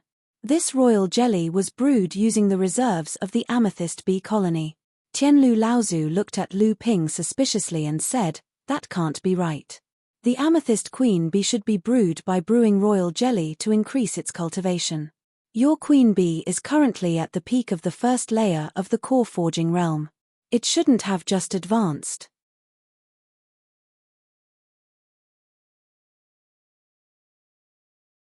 Chapter 610. Lu Ping had no choice but to explain the situation in the secret place, but he concealed the matter about Long Huai. Finally, he said, "Once the spiritual herbs in the sea of flowers leave the soil, they immediately turn into ashes. I had no choice but to let Zilan collect as much nectar as possible." After Zilan knew that the sea of spiritual herbs could no longer be returned, she commanded the bees to stimulate their potential, almost risking the collapse of her cultivation to continuously collect the nectar. In the next few years, in addition to recovering from her injuries, she also used the amethyst queen bee collected during that time to brew the royal jelly. Only then was her cultivation promoted to the peak of the first layer of the core forging realm. Although the Laozu had already known the news of the secret place in the Fallen Archipelago, this time when they heard Lu Ping's personal experience, they were still shocked by the scene. A boundless sea of spiritual flowers. Fornax Laozu's face was full of yearning. "It's a pity that we can't collect them, it's really strange." Celestial Phenomenon Laozu smiled slightly and said, "How can we study the wonders of this world? It's not surprising that there is such a wonderful place." Even so, the Zhenling Laozu still sighed endlessly. Lu Ping saw that the matter of the royal jelly was over, so he smiled at Fornax Laozu and said, "Martial uncle, I can give you the bee swarm disciples, but it's best not to expose the matter of Zilan to the Laozu of the various sects." Fornax Laozu coldly snorted and said, "Boy, the old man knows more about this matter than you do. This group of amethyst bees has made the old ghosts of the various sects envious. If they know that the old man has a purple crystal queen bee at the core forging realm, I'm afraid that the various sects will be so jealous that they will plot to kill the old man." However, Lu Ping immediately felt that it was a little strange, so he asked, "Martial Granduncle, are the sects just going to let our sect use the amethyst bees to collect the nectar for the ice attribute spirit flower?" Fornax Laozu smiled, "Of course it's not that simple. Whether it's the nectar or the royal jelly, I, Zhenling, will only get 30%. The rest will be left for the other sects. However, your 2 bottles of blood condensation royal jelly came at the right time. I'll give one to them when the time comes." Lu Ping suddenly smiled slyly and said, "Martial Granduncle, since this swarm of bees belongs to this disciple, shouldn't this disciple also have a share of the ice spirit nectar?" "Not much, just 10% will do." Fornax Laozu flew into a rage and said, "Get lost, don't even think about it. Who knows how much amethyst honey you have right now? I heard that Tianling, Tianlin, and their little girls use amethyst honey to make tea every day. You still want to come here and share a cup with the old man?" Lu Ping smiled embarrassedly, but in his heart, he was cursing incessantly. Which one of the Laozu present here didn't receive his filial piety? However, Liu Tianling was his teacher, Jiang Tianlin was his grandmaster, and they were all stationed at Huangli Island all year round. In addition, Jiang Xianxian was his junior sister, so naturally, his filial piety was a little more than the others. However, Lu Ping quickly put away his embarrassment and once again smiled at Fornax Laozu and said, "Martial Granduncle, this disciple plans to concoct elixirs for a period of time. That Chuan cauldron, do you think it's time for you to return it to this disciple?" In the past, Lu Ping had made it clear to Fornax Laozu and Tianjiang Laozu that when he had the strength of an alchemy grandmaster, he would return the Chuan cauldron to Lu Ping. Fornax Laozu's face lit up and said, "You have already concocted a transcendence elixir?" Many of the Laozu present also looked happy and looked at Lu Ping with some anticipation. Lu Ping was a little scared by the gazes of several Laozu and quickly said, This disciple's current alchemy skills have reached a bottleneck. This time, I hope to use the Chuan cauldron to break through in one fell swoop and become an alchemy grandmaster." Although Lu Ping had not yet broken through to become an alchemy grandmaster, this reason was enough for Lu Ping to get the Chuan cauldron back first. As long as he could concoct a transcendence elixir, the NH1 cauldron would naturally not need to be handed over to the sect. Fornax Laozu still looked a little reluctant. The high quality of the NH1 cauldron was even higher than the estimation of Fornax and Tianjiang Laozu. The two of them had once discussed in private that with the quality of the NH1 cauldron, it was completely possible to condense two more treasured prohibitions. This was unique among the few top-grade alchemy cauldrons that Zhenling currently had. As for condensing the fourth spirit-connected alchemy cauldron, Fornax and Tianjiang Laozu did not even think about it. The two Laozu had also not heard of any sect in the cultivation world that had an alchemy cauldron at the level of a spirit-connected magic treasure. Perhaps such a treasure did exist in the cultivation world, but even a large sect would most likely keep it a secret. Give it to him. Lu Ping looked over with some surprise. The one who spoke was Tianjiang Laozu. Give it to him, lest he thinks all day that the sect will confiscate the NH1 cauldron. I heard from Tianqin that this kid picked up a piece of 1,000 sand copper in the Fallen Archipelago. He was really lucky and exchanged it with Tianqin. With this piece of 1,000 sand copper, it is estimated that he can completely repair the Sky Hut cauldron and even improve its quality. Tianqin also bid for an alchemy cauldron in Phantom City. I have seen that treasure prohibitions before, and it is most suitable for the characteristics of the Sky Hut cauldron. In this way, there is a 70% chance that the Sky Hut cauldron can be upgraded to a magic treasure. In this way, the NH1 cauldron can be freed up. Besides, once this kid becomes an alchemy grandmaster, the NH1 cauldron will be the same no matter who has it. Fornax Laozu nodded when he heard this, and a small cauldron suddenly appeared in his hand. He said in a muffled voice, "Kid, your alchemy cauldron, take it. The NH1 cauldron is now a magic treasure alchemy cauldron. You've made a profit, but don't forget to return the Linchuan cauldron." Lu Ping happily received the NH1 cauldron that he had not seen for a long time, and then handed the top-grade alchemy cauldron that he had been carrying with him all these years to the annoyed Fornax Laozu. Lu Ping was about to get up and say goodbye to Laozu when Fornax Laozu said, "The spiritual fire in your hand should still be the Eastern Purple Chi Flame. Originally, the spiritual fire of heaven and earth can be used to refine any kind of elixir, but if you want to refine Dharma stage elixirs, a mid-grade earth-level spiritual fire is still a bit low." After saying that, Fornax Laozu stretched out his left index finger and an orange flame suddenly ignited at the tip of his finger.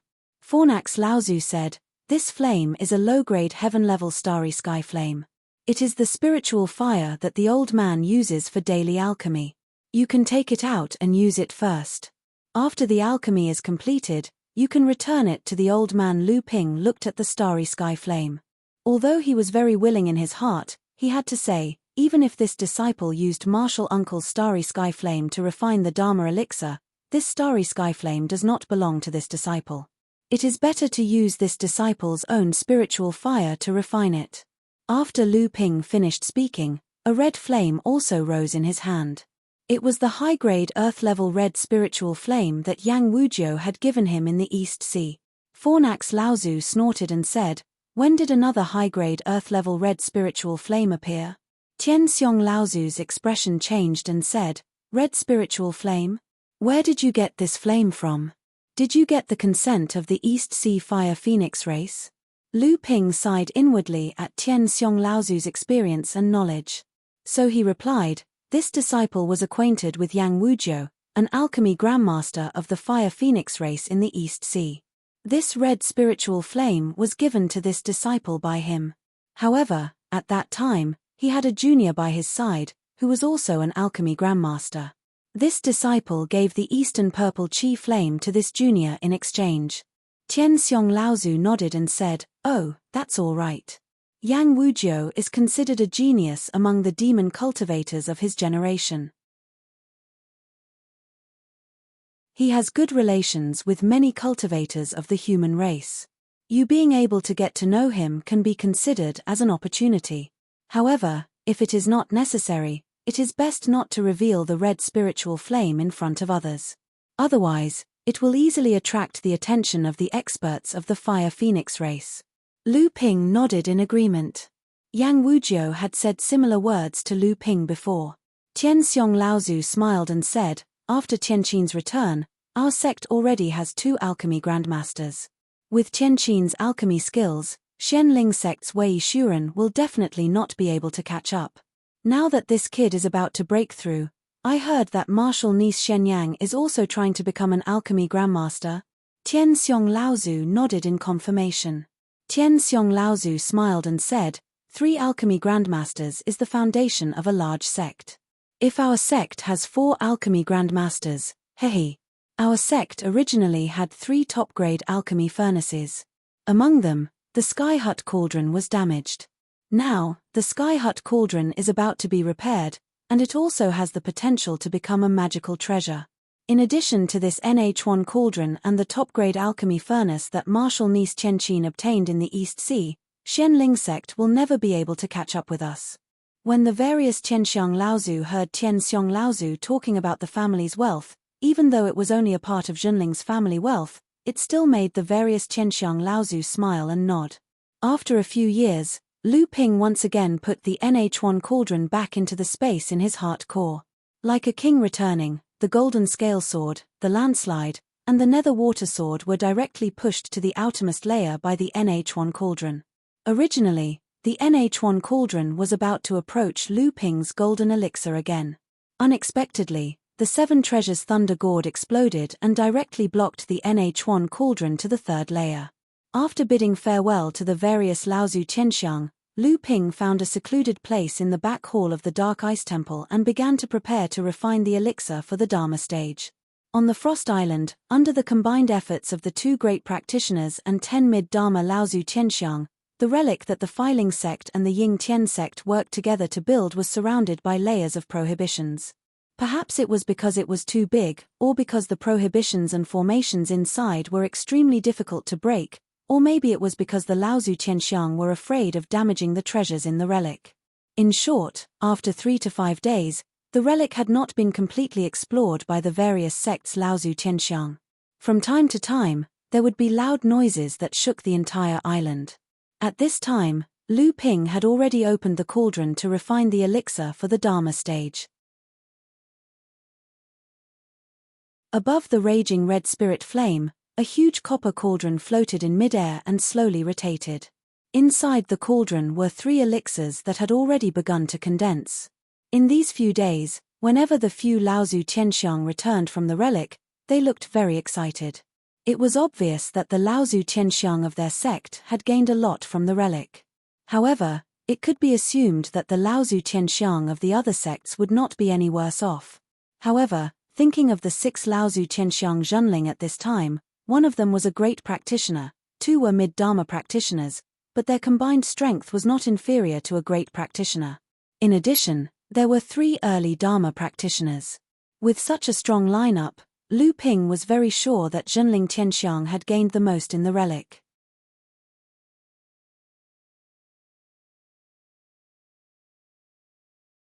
Chapter 611. In fact, on the first day Lu Ping arrived, a medium-grade spirit vein was drawn to the bottom of the profound ice temple. Lu Ping had heard from Tianlu Laozu that there were only 4 medium-grade spirit veins in the ruins. It was impossible for each sect to divide the 4 spirit veins evenly. However, the fact that Junling was able to get his own medium-grade spirit vein still surprised Lu Ping. On the second day, he heard from Guo Tianshan Laozu that Tianxiang Laozu, Tianfan and Tianxue Laozu had worked together to obtain a few treasures in the ruins before Daosheng Laozu. However, Guo Tianshan Laozu only smiled and didn't say what the treasures were. On the third day, when Lu Ping asked Tianlu Laozu about alchemy, he heard from Tianlu Laozu that Tianjiang Laozu had found a batch of high-grade spirit materials in the ruins. It was said that some of them were quite effective in refining cauldrons. Tianjiang Laozu also swore that with this batch of spirit materials, he had a 90% chance of upgrading the Sky Hut cauldron to the level of an artifact. While Tianlu Laozu was commanding the purple crystal bees to collect the spirit flowers in the ruins, a group of purple crystal bees found a spirit herb garden hidden in an extremely secret space. Tianlu Laozu didn't make it public. He called Guo Tianshan Laozu over when no one was paying attention and commanded a small group of bees to collect honey from the garden. After harvesting the nectar, He ordered ancestor Guo Tianshan to harvest all the high-quality spiritual herbs in the space as soon as possible. On the fourth day, Jiang Tianlin Laozu, who was guarding the sect with Master Liu Tianling, arrived at Frost Island. Zhenling was called the new formation master of the North Sea cultivation world, spiritual master Shen Chen. Guo Tianshan Laozu returned to Tianling Mountain and guarded Zhenling's headquarters with Liu Tianling Laozu. After the Laozu left the ruins, Lu Ping went to visit Jiang Tianlin Laozu. From him, he learned that celestial phenomenon Laozu, Dao Sheng Laozu, Eastern Pole Laozu of the Blue Sea sect, and the two Mid-Dharma Laozu of the Sea Flame sect and Water Mist Pavilion had opened an alchemy room together. The 5 Laozu each had their own gains, but this time, Dao Sheng Laozu was faster and took the top-grade alchemy furnace in the alchemy room before celestial phenomenon Laozu. Celestial phenomenon Laozu could only take a high-grade earth-level spirit fire. However, a third of the jade scrolls and books in the alchemy room were swept away by celestial phenomenon Laozu. The rest of the jade scrolls, pills, and spirit herbs were taken by the other Laozu. At the same time, Tian Fan, Tian Shui Laozu, Shou Laozu of the Chongming sect, and Yu Jian Laozu of the Yujian sect worked together to open a secret chamber. Within it, they discovered a batch of treasures. It was said that there were some spiritual items and strange items, but their grades were not too high. On the 5th day, Jiang Tianlin Laozu's opportunity arrived. With the help of Reverend Shen Chen, they unlocked a secret array. Jiang Tianlin Laozu found 3 boxes within the array, but he had no idea what was inside the boxes. After that, under the joint efforts of a few array formation grandmasters and array formation grandmasters, the various sects Laozu worked together to open the central hall of the ruins. Once again, the Zhenling cultivator took the lead. 6 Laozu cultivators worked together to sweep through 1/3 of the inheritance manuals in the central hall. The remaining portion was divided among the dozens of Laozu cultivators from the other 8 sects. After that, the various sects' Laozu cultivators finally discovered 2 destroyed teleportation arrays in the central hall. One of them led to the Fei Ling mountain that had sunk to the bottom of the sea due to the isolation of the forbidden array. As for the other teleportation array, it was highly possible that it led to the Ying Tian sect's dojo, which was hidden within a spatial crack. The various sects' Laozu cultivators could not think about Fei Ling mountain at the moment. Even if they wanted to, they could only wait until 400 years later, when the forbidden array had weakened and Fei Ling mountain reopened again. Ying Tian sect's dojo was different from Fei Ling mountain, which was sealed by the forbidden array. Array formation masters from the various sects gathered together. It was highly possible that they could use the destroyed teleportation array to calculate the location of the hidden Ying Tian sect's dojo.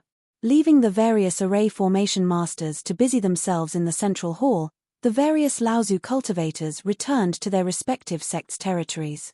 Outside the secret chamber in the back hall of the Dark Ice Palace, the 3 Laozu cultivators, Tianlu cultivators, and Tianlin cultivators, stood together.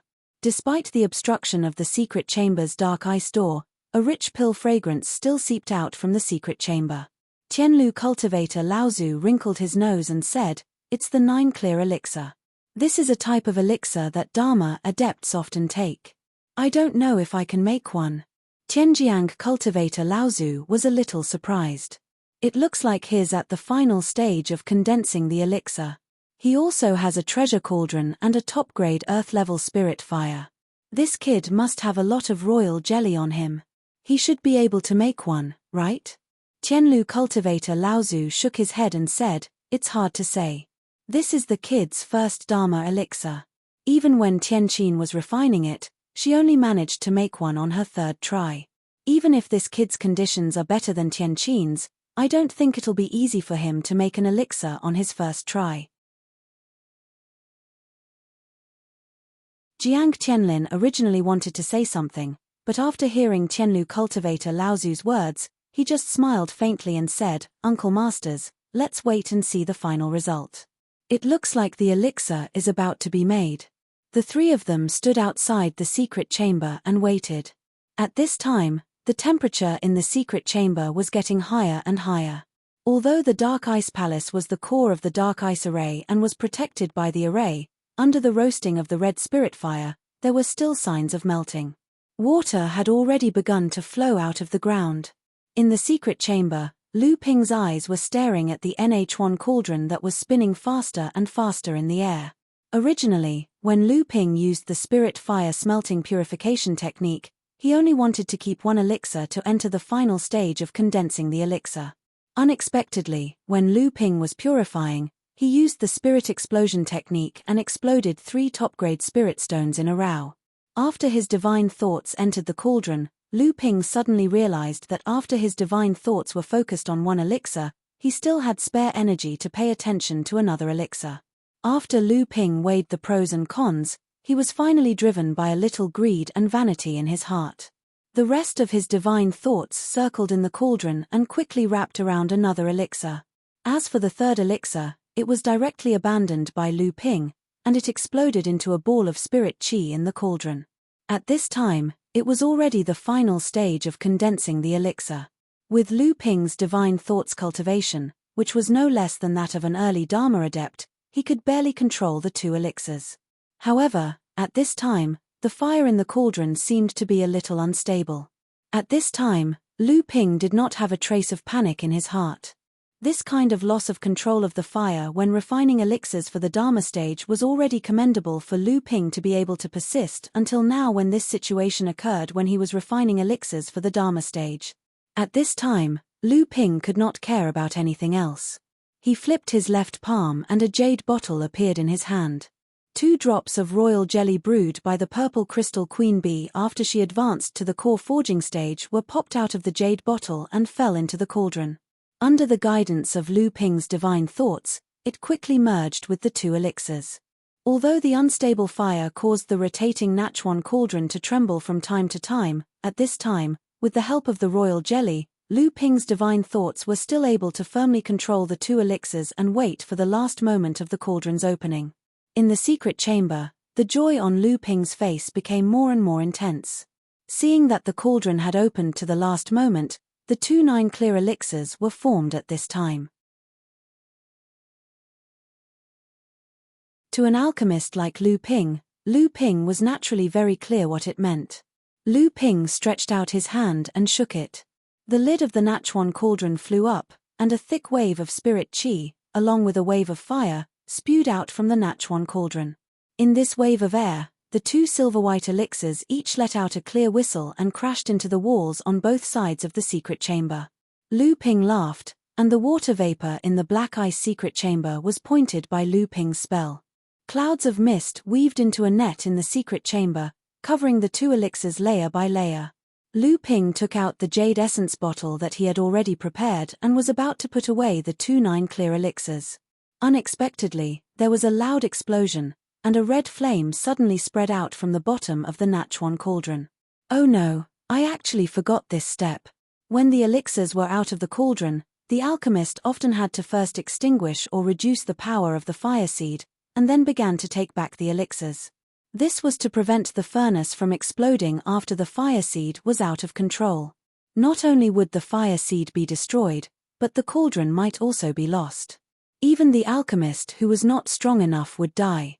This was also the reason why alchemists above the master level had to first set up restrictions in the alchemy room before refining elixirs. Because when the elixirs were out of the cauldron, they had to first control the fire seed, and then they could capture the elixirs. Therefore, the restrictions in the alchemy room could always restrict the elixirs that were running everywhere in the alchemy room.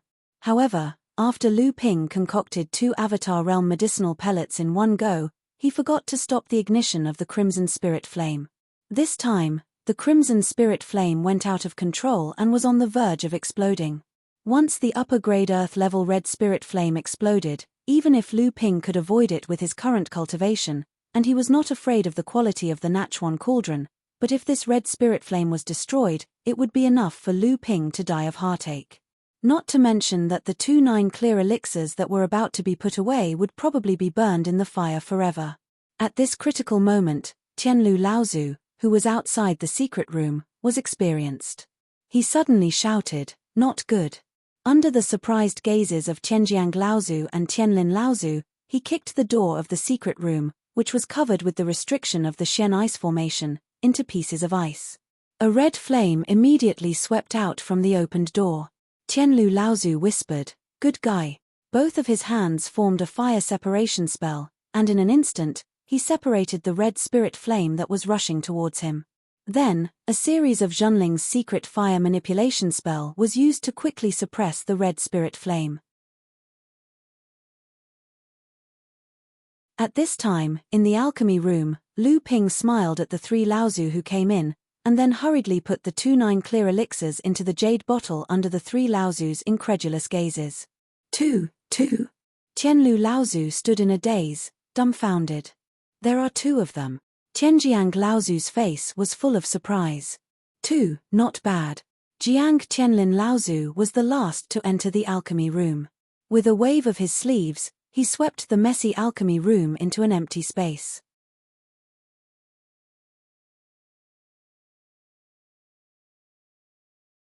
Chapter 612. In the Black Ice Hall, the 6 Laozu were seated.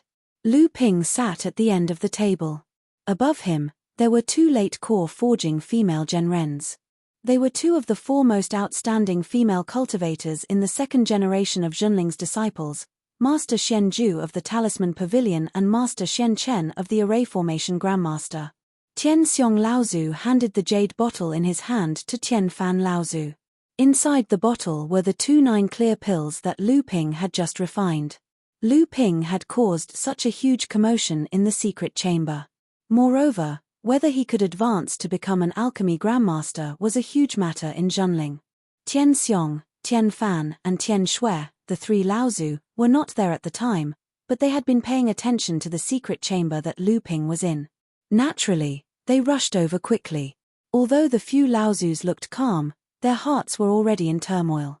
20% success rate? Was this a joke?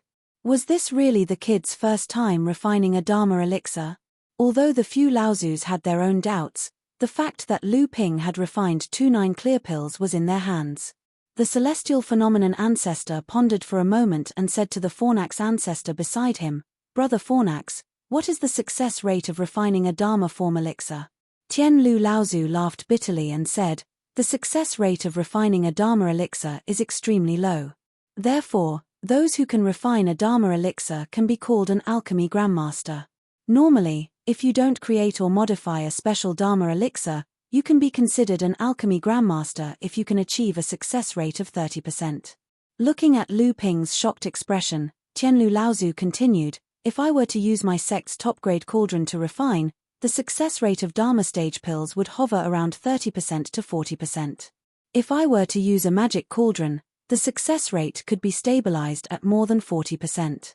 If I were to add in the royal jelly of the core forging stage, the success rate would increase to more than 50%. The few Laozus all sucked in a breath of cold air. Only Lu Ping could not believe it. How could the success rate of a Dharma stage core pill be so low? With Tianlu Laozu's alchemy skills, with the help of various external factors, he could achieve a success rate of 50%. How could the Laozus here be so shocked? Lu Ping clearly remembered the time when he was watching Yang Wujiu refine pills on the East Sea's Soundwave Island. Although he did not know if Yang Wujiu had used external factors in the process, the 5 Dharma stage core pills were real.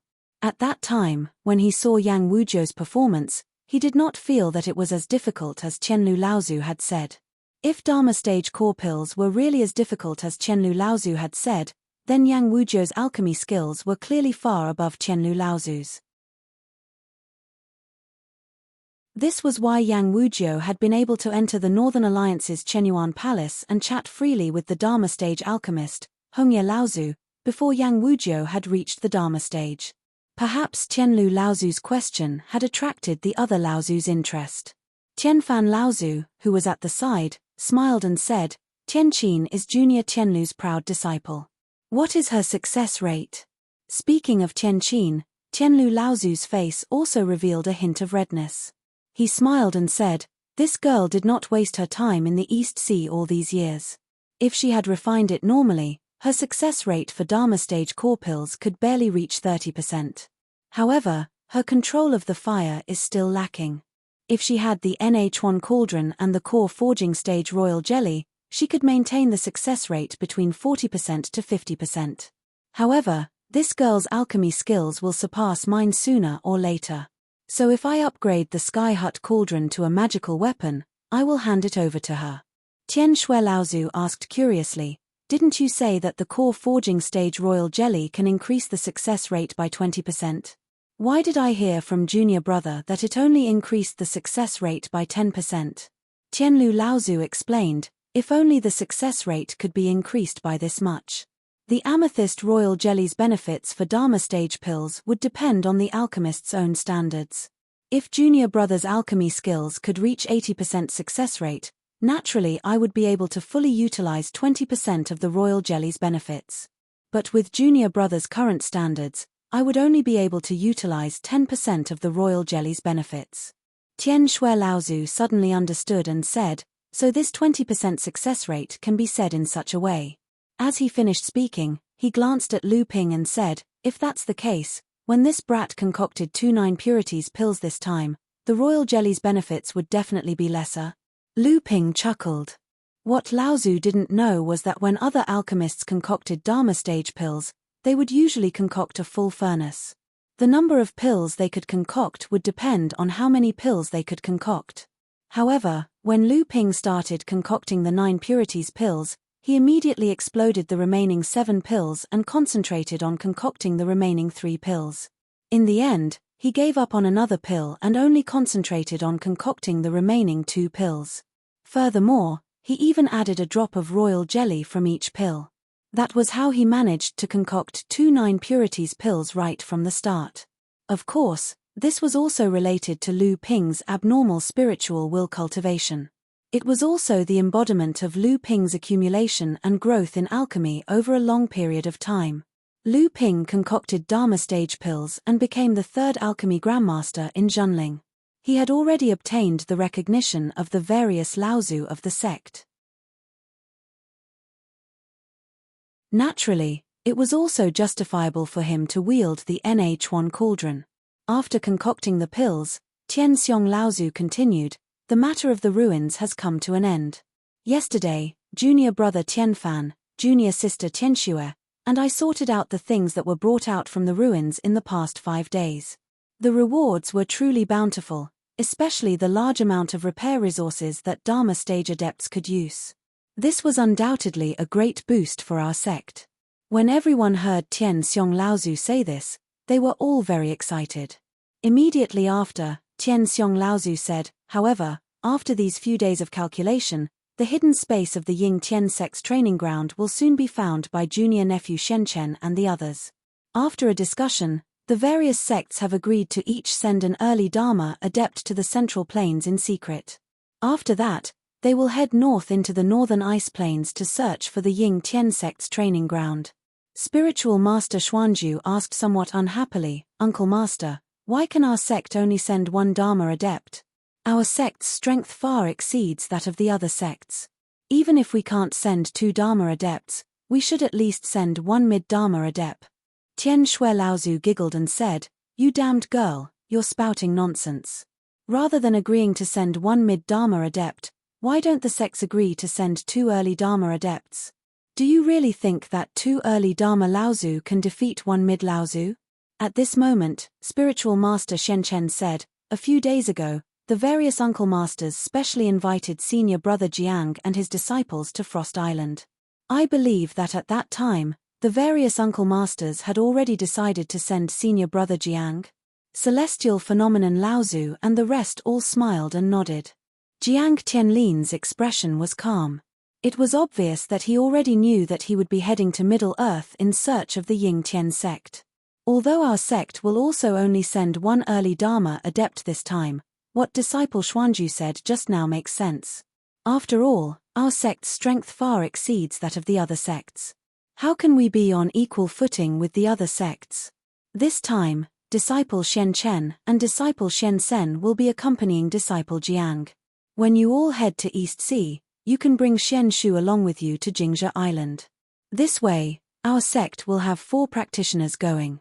This is also what the various sects agreed upon earlier. Among the 3 late core forging adepts, other than spiritual master Shen Chen, who was at the 8th level, the other 2 were at the 9th level. However, spiritual master Shen Chen was a master of formations. In terms of exploring, his usefulness was not much lower than that of a Dharma adept. At this moment, celestial phenomenon Laozu saw that Lu Ping was sitting below and seemed to want to say something. He smiled and asked, "Little brat, what do you want to say? Could it be that you want to go to Middle-earth as well?" Lu Ping quickly said, "That's right. I heard that Middle-earth is vast and rich in resources. It is a paradise for practitioners.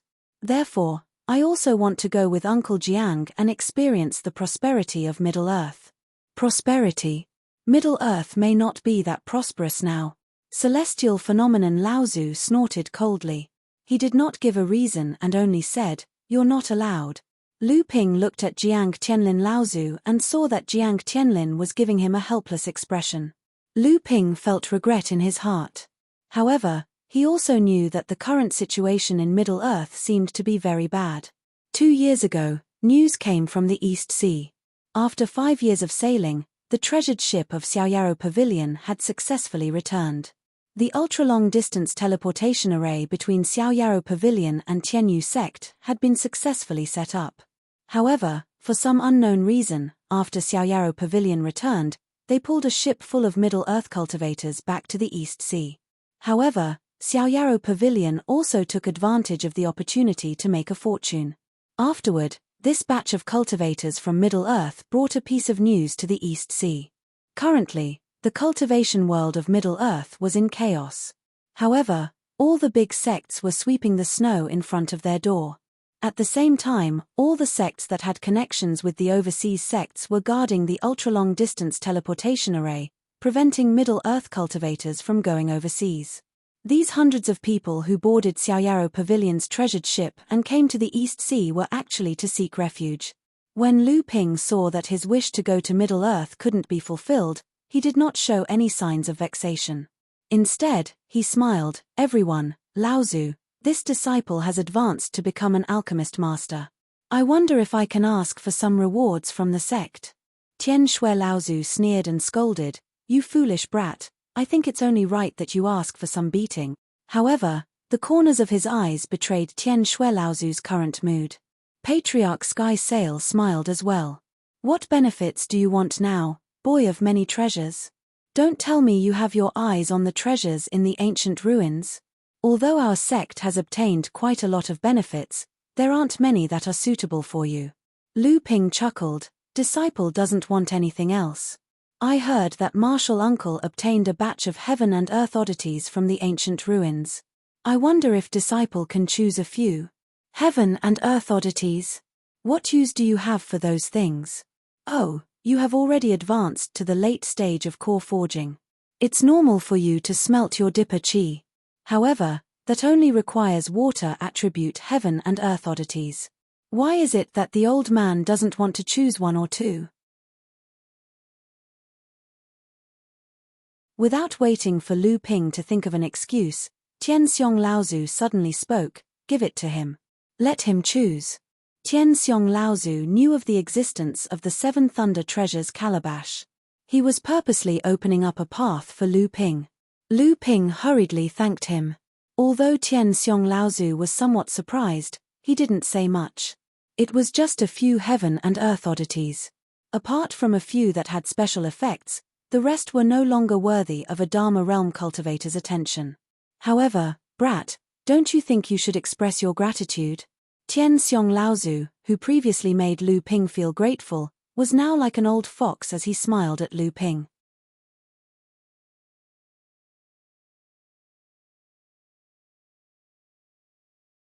Chapter 613. Lu Ping looked at celestial phenomenon Laozu, who was sitting in the seat of honor. He didn't know why the usually dignified celestial phenomenon Laozu would reveal such a cunning side in front of a junior like him. However, since the person with the highest status in the Zhenling sect said such words, Lu Ping naturally couldn't remain silent. Just as Lu Ping was thinking about what to take out, the Laozu in the profound ice temple also looked at him with a smile, as if to test him. Only Daoist Shenju and Daoist Shen Chen were surprised to see Lu Ping. They didn't know why the relationship between the Laozu and Lu Ping was so close. When Lu Ping raised his head, he inadvertently glanced at the Laozu sitting in the seat of honor. The expressions on the Laozu's faces immediately entered Lu Ping's eyes. Lu Ping suddenly understood. He rummaged through his storage ring and took out a purple jade slip, saying, "This disciple thought about it and decided to give this minor forging spirit pill to the sect. However, the refinement process of this minor forging spirit pill is quite complicated. The quality of the spirit grass used is only a grade lower than the real spirit forging pill. However, the effect is only a quarter of the original. If we refine a small amount, it will be fine, but if we refine too much, it will affect our 3,000-year-old spirit grass reserves." When the Laozu saw Lu Ping take out the minor forging spirit pill, their faces were filled with gratification. However, when they heard Lu Ping's explanation, they felt helpless. Lu Ping was now an alchemist grandmaster. Since he said that the gains would not make up for the losses, everyone naturally believed him. Tianlu Laozu said, "Let me see the pill first." Lu Ping handed the recipe to the Fornax Cauldron ancestor. The Fornax Cauldron ancestor held the jade scroll in his hand and carefully read the contents with his divine sense. After a long time, he said, "Not bad. If this medicinal pellet is refined, the effect will only be a quarter of the real spirit forging pellet's effect. But the spirit herbs used are worth 3/4 of the real spirit forging pellet. Although the loss outweighs the gain, for our sect, if we can help the disciples who are just a step away from condensing a 7th-grade golden core to condense a high-grade golden core, it will be worth it even if we waste the spirit herbs." Tianlu Laozu also looked at the jade slip and said, "Brother Tianlu is right. Among our sect's 9th-layer disciples who have yet to condense a golden core, Xian Shu has the highest chance of condensing a 7th-grade golden core. However, it will take another 30 years or even longer. If we have the minor forging spirit pill, then we can save a few decades of time." When Lu Ping heard Daoist Xian Shu's name, he felt a burst of displeasure in his heart. However, he was not someone who did not see the bigger picture, so he only felt uncomfortable in his heart. Tianlu Laozu continued, "In addition, I heard that Xian Hua and Xian Sen already have heaven-class spirit items. With this minor forging spirit pill, it will save them 50 years of cultivation time.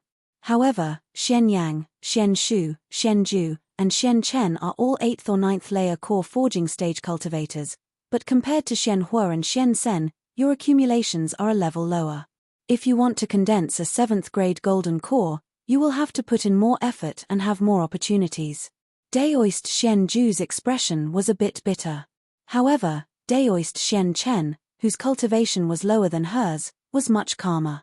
Daoist Xian Chen did not have much hope of breaking through to the Dharma manifestation stage. Daoist Xian Ju obviously wanted to give it a try, but she herself was not very confident in her cultivation foundation. In fact, Lu Ping wasn't too concerned about the little forging spirit pellets recipe because he had obtained the 100-flower juju from Long Huai in the Fallen Planet. The effect of this medicinal solution was very similar to the life juju, but its effect was twice as strong. If Lu Ping used the 100-flower juju instead of the life juju, and with the inspiration he gained from the half of the spirit forging pellets recipe, it was entirely possible for the new little forging spirit pellet to be half as effective as the real spirit forging pellet. Lu Ping stayed in the profound ice palace for another 2 days before returning to Heaven's Spirit Mountain through the teleportation formation on Frost Island with a slightly depressed expression. Lu Ping originally wanted to take the batch of rare items that Tianfan Laozu had found in the ruins. However, when Lu Ping excitedly went to the secret room that Tianfan Laozu had opened in the profound ice palace to store the rare items, something unexpected happened. There were as many as 12 types of heaven and earth treasures in this batch, 17 in total, and Lu Ping recognized most of them. Originally, there were 7 or 8 types of heaven and earth treasures in this batch, but most of them were below mid-grade and low-grade earth rank. Naturally, Lu Ping wouldn't be interested in them. Just as Lu Ping took out the Thunder 7 Treasures calabash from his core space and prepared to swallow the 7 that had yet to be smelted into the calabash, Lu Ping clearly felt a kind of resistance from the Thunder 7 Treasures calabash. Lu Ping looked at the thunder gourd in his palm in bewilderment. Once again, he couldn't help but feel that the thunder gourd that was once known as the #1 divine artifact in the cultivation world wasn't something that could be easily forged. Lu Ping sighed helplessly.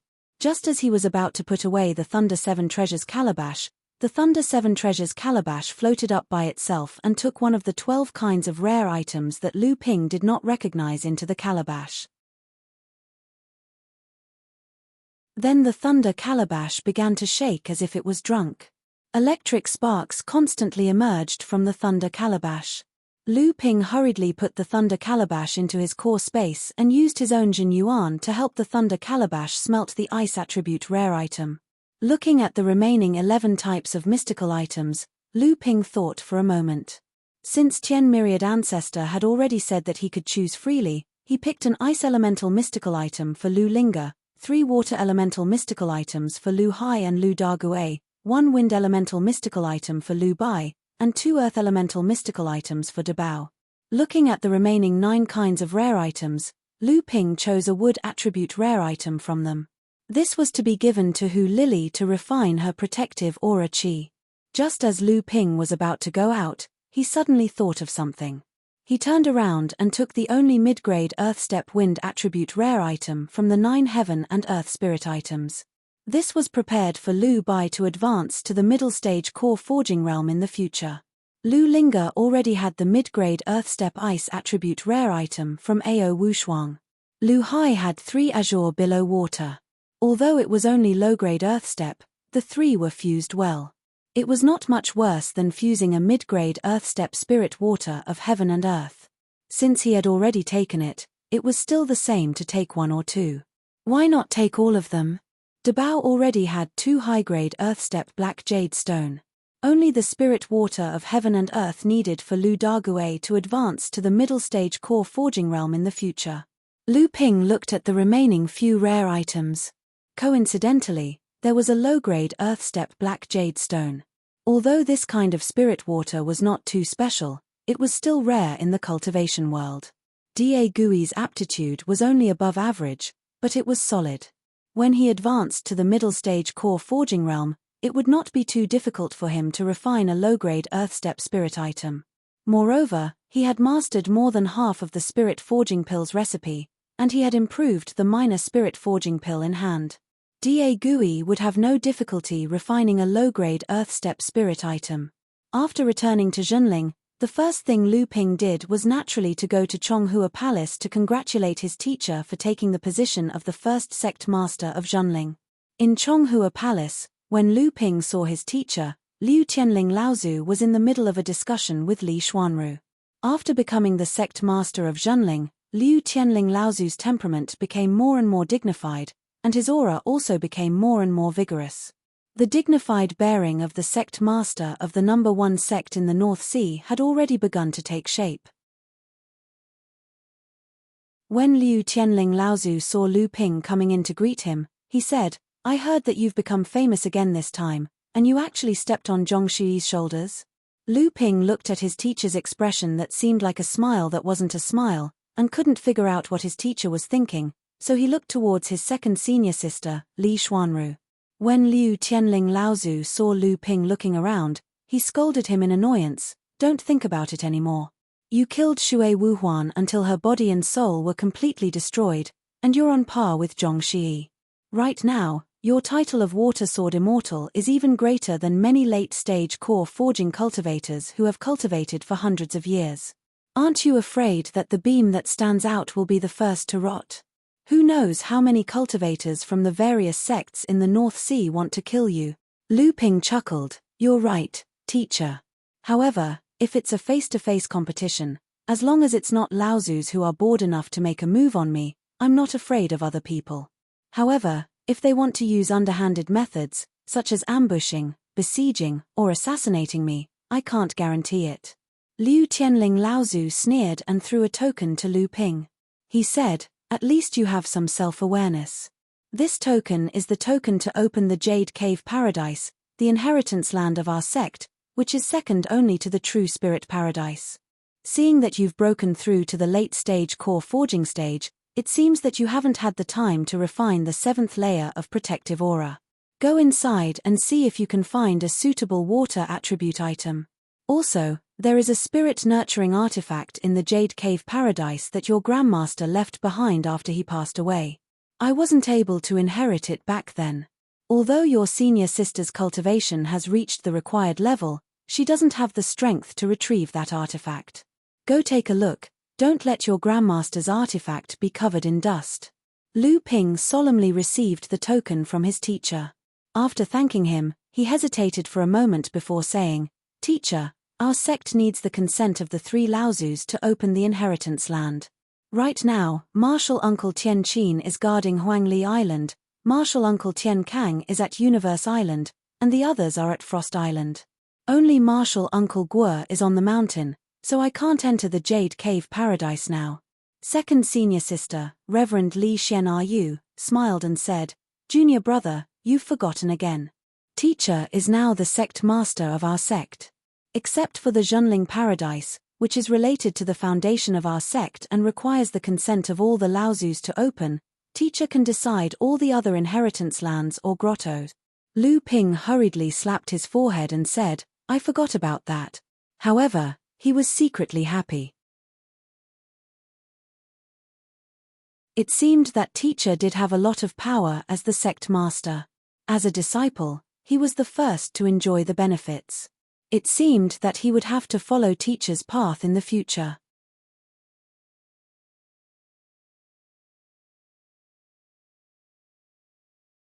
Chapter 614. The Jade Cave Grotto Heaven was located at the back of True Spirit Mountain, right next to the peak of True Spirit Mountain. As for the most important land of inheritance in Zhenling, the True Spirit Grotto Heaven was naturally located at the peak of True Spirit Mountain. However, when Lu Ping went into seclusion at the peak of True Spirit Mountain, he did not discover any land of inheritance or Grotto Heaven magic treasure. The origin of the Jade Cave Grotto Heaven was quite dramatic. It was said that the Jade Cave Grotto Heaven was created by Taishan Laozu, the only person in Zhenling's history who had attained true spirit 6,000 years ago. The Jade Cave Grotto Heaven was originally a piece of raw stone. A cultivator discovered that this raw stone contained a precious jade, so he opened the raw stone and happily left with the precious jade inside. However, the remaining outer shell of the raw stone was picked up by Taishan Laozu, who was passing by. At that time, Taishan Laozu had not attained Dao, but he was very knowledgeable. After picking up the raw stone, he hurried back to Zhenling. It turned out that this origin stone was the real treasure. It was a Class 3 supreme-grade spiritual material that had degenerated from a large piece of heaven-grade Fey. Although the precious jade in the origin stone was also precious, it was just a mutated Class 2 spiritual material before the origin stone had degenerated into a spiritual material due to the influence of the origin stone that was still a Fey. Taishan Laozu used this raw stone as a base. Later on, he added a variety of rare spiritual materials and refined it into a Grotto Heaven magic treasure. Because its appearance looked like a hollowed-out jade cave, it was named the Jade Cave Grotto Heaven. After 6,000 years, the Jade Cave Grotto Heaven had become the second most important land of inheritance in Zhenling, second only to the True Spirit Grotto Heaven. The Jade Cave Grotto Heaven had also condensed the 4th Psychic Treasure restriction and become a Psychic Grotto Heaven magic treasure. When Lu Ping arrived at the Jade Cave Sky Grotto, he saw a cultivator guarding the Jade Cave Sky Grotto from afar. Seeing this person's appearance, Lu Ping's brows furrowed. Lu Ping had seen this person before. When he and Tianqin Laozu returned from Jingzhe Island, Tianqin Laozu took the opportunity to attack the 3rd-generation disciple. At that time, 6 late-core forging cultivators came forward to stop him. This person was one of the 6. Lu Ping still remembered this person's name. He was a 2nd-generation disciple. At that time, Lu Ping was standing behind Tianqin Laozu. "I'm Lu Shenping from Chonghua sect. Greetings, Martial Uncle Shenshui. I'm under the order of the sect master to go to the Jade Cave Grotto Heaven. I hope Martial Uncle can approve it." Lu Ping was the first to step forward and bow. He didn't know if the other party knew him or if they would take the opportunity to make things difficult for him.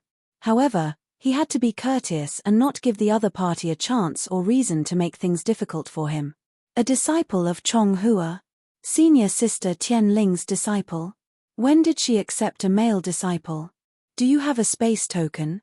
Xian Shui sage frowned and scrutinized Lu Ping. His eyes were clearly saying, "Boy, you're not an imposter, are you?" Lu Ping knew that today's matter might have some twists and turns, but he still handed over the token. Xian Shui sage took a look at the token and immediately snorted coldly. "How dare you? Our sect has clearly stipulated that the use of a space token must have the mark of at least 3 Laozu. This means that the opening of the grotto heaven must be approved by at least 3 Laozu. Your space token only has the mark of senior sister Tian Ling. How can you enter the Jade Cave grotto heaven?" Lu Ping sneered inwardly. Now that Zhenling had appointed the sect master to be in charge of everything in the North Sea, who didn't know that?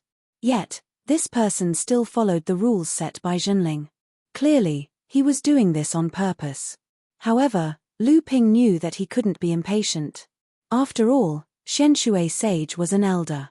Even if he was rude and unreasonable, if Lu Ping contradicted him, Xian Shui sage would be labeled as a disrespectful person.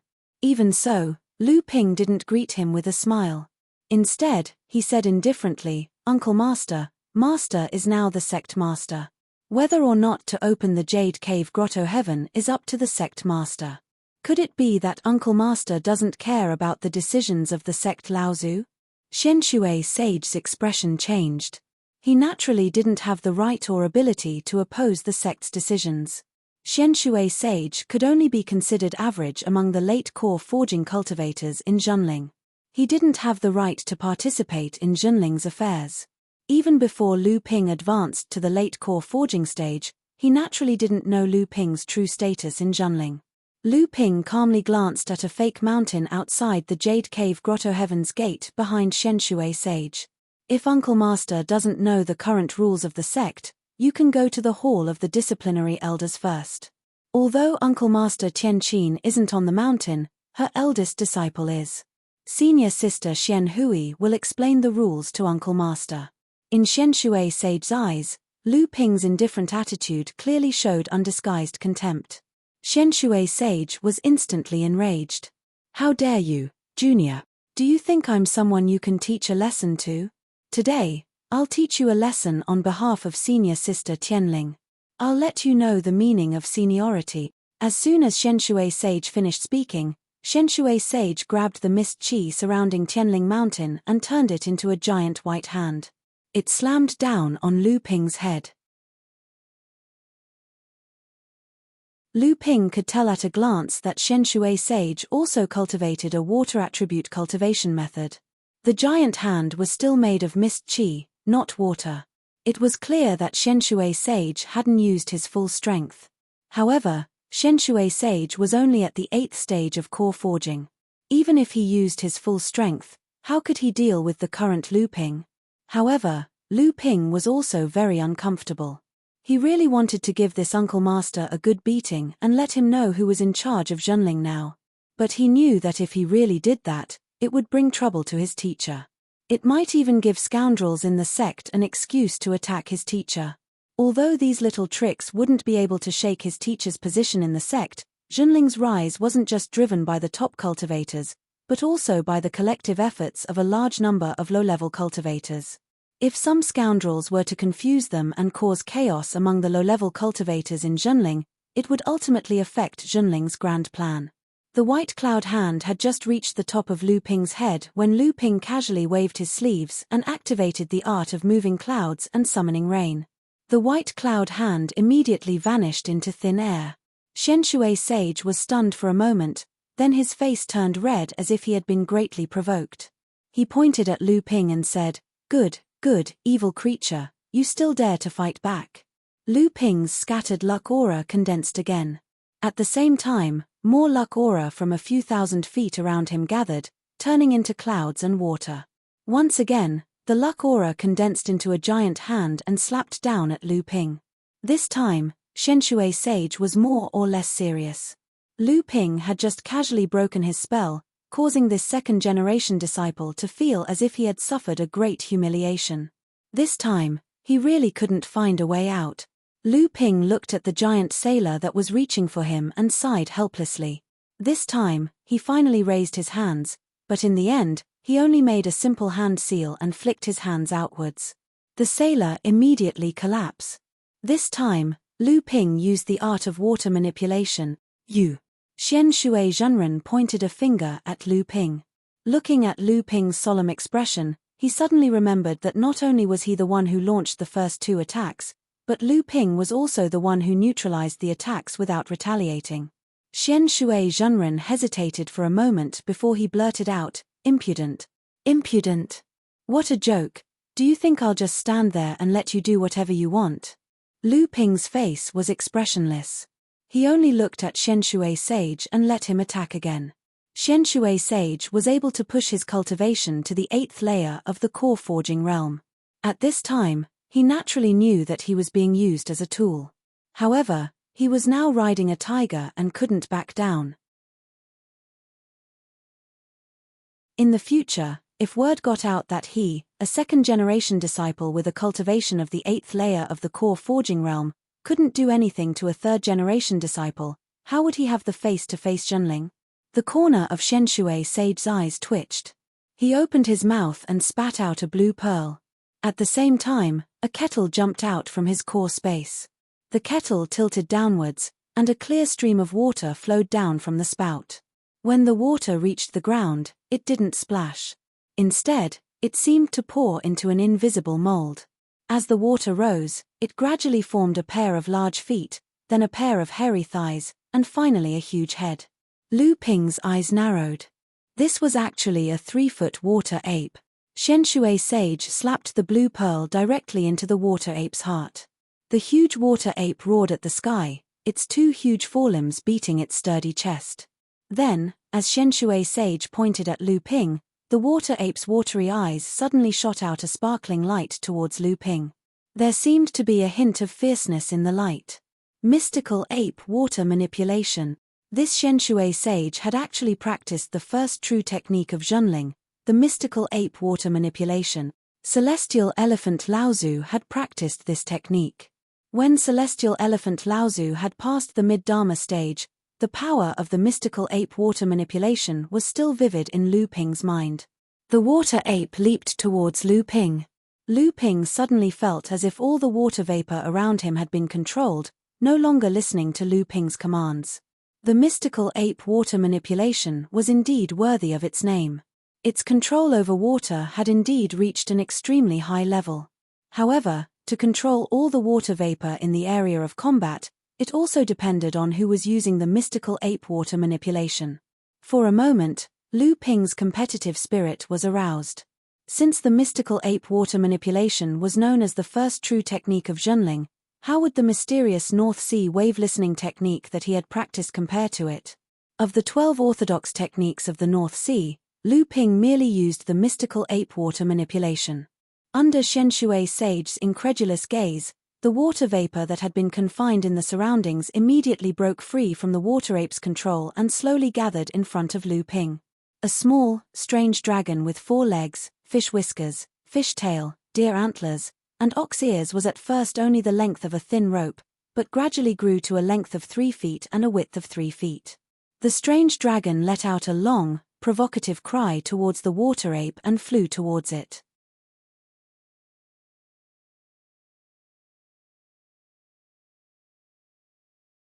Chapter 615.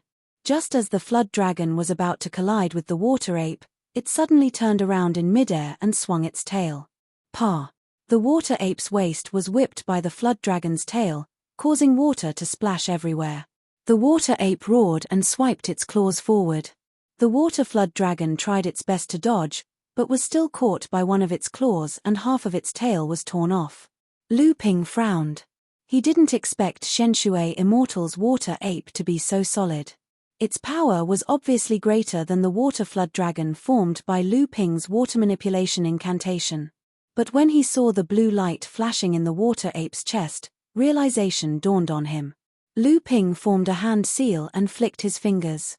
The golden scale sword turned into a golden light and shot into the water ape's body. Before Shenshui Immortal could feel proud of his counterattack, he saw Lu Ping's water flood dragon suddenly emit dense sword qi. The blue water flood dragon suddenly seemed to be covered with a layer of golden scales. Green flood dragons see disturbance incantation. Before Shenshui Immortal could react, the golden flood dragon regrouped and rammed its head through the water ape's abdomen. Before the water ape could react, it bit off the ape's left arm. Shenshui Immortal was furious. The water ape's right arm grabbed at the flood dragon's tail again, but the flood dragon whipped its tail again and smashed the ape's palm into splashes of water.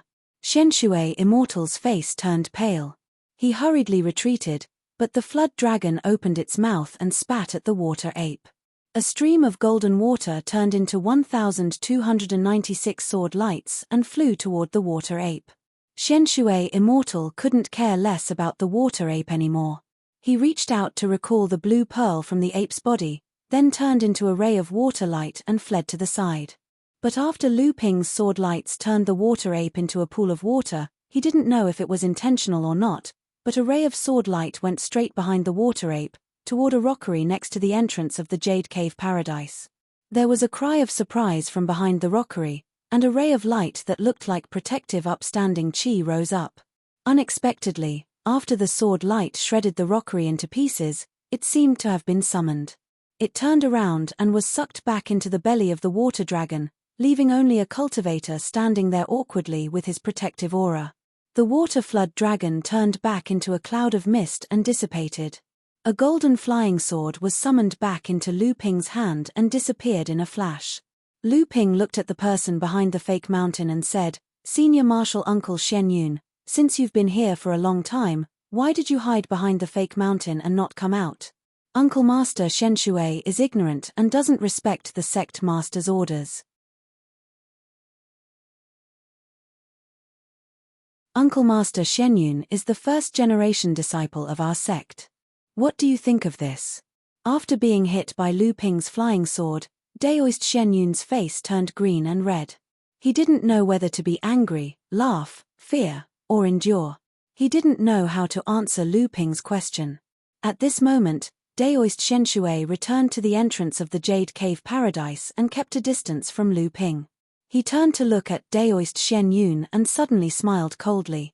"Uncle Master, it's fine that you used me as a tool today, but why did you hide behind this rockery and not help me when I was defeated?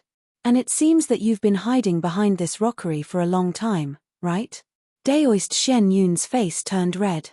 Old man, after talking for a long time, he still couldn't find any reason.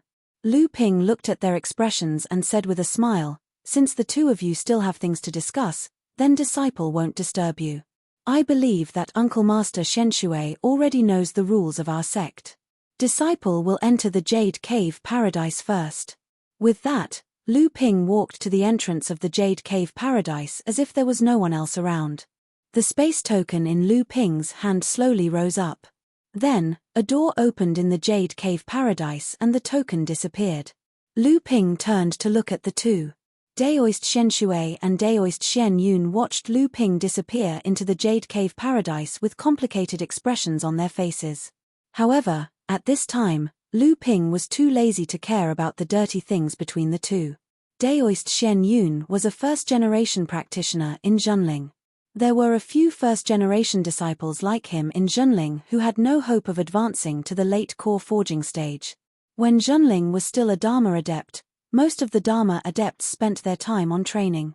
Other than important matters of the sect, other trivial matters of the sect were handled by the supervising disciples. These first-generation practitioners who could not advance to the Dharma stage were not willing to neglect their peers because of their seniority and status.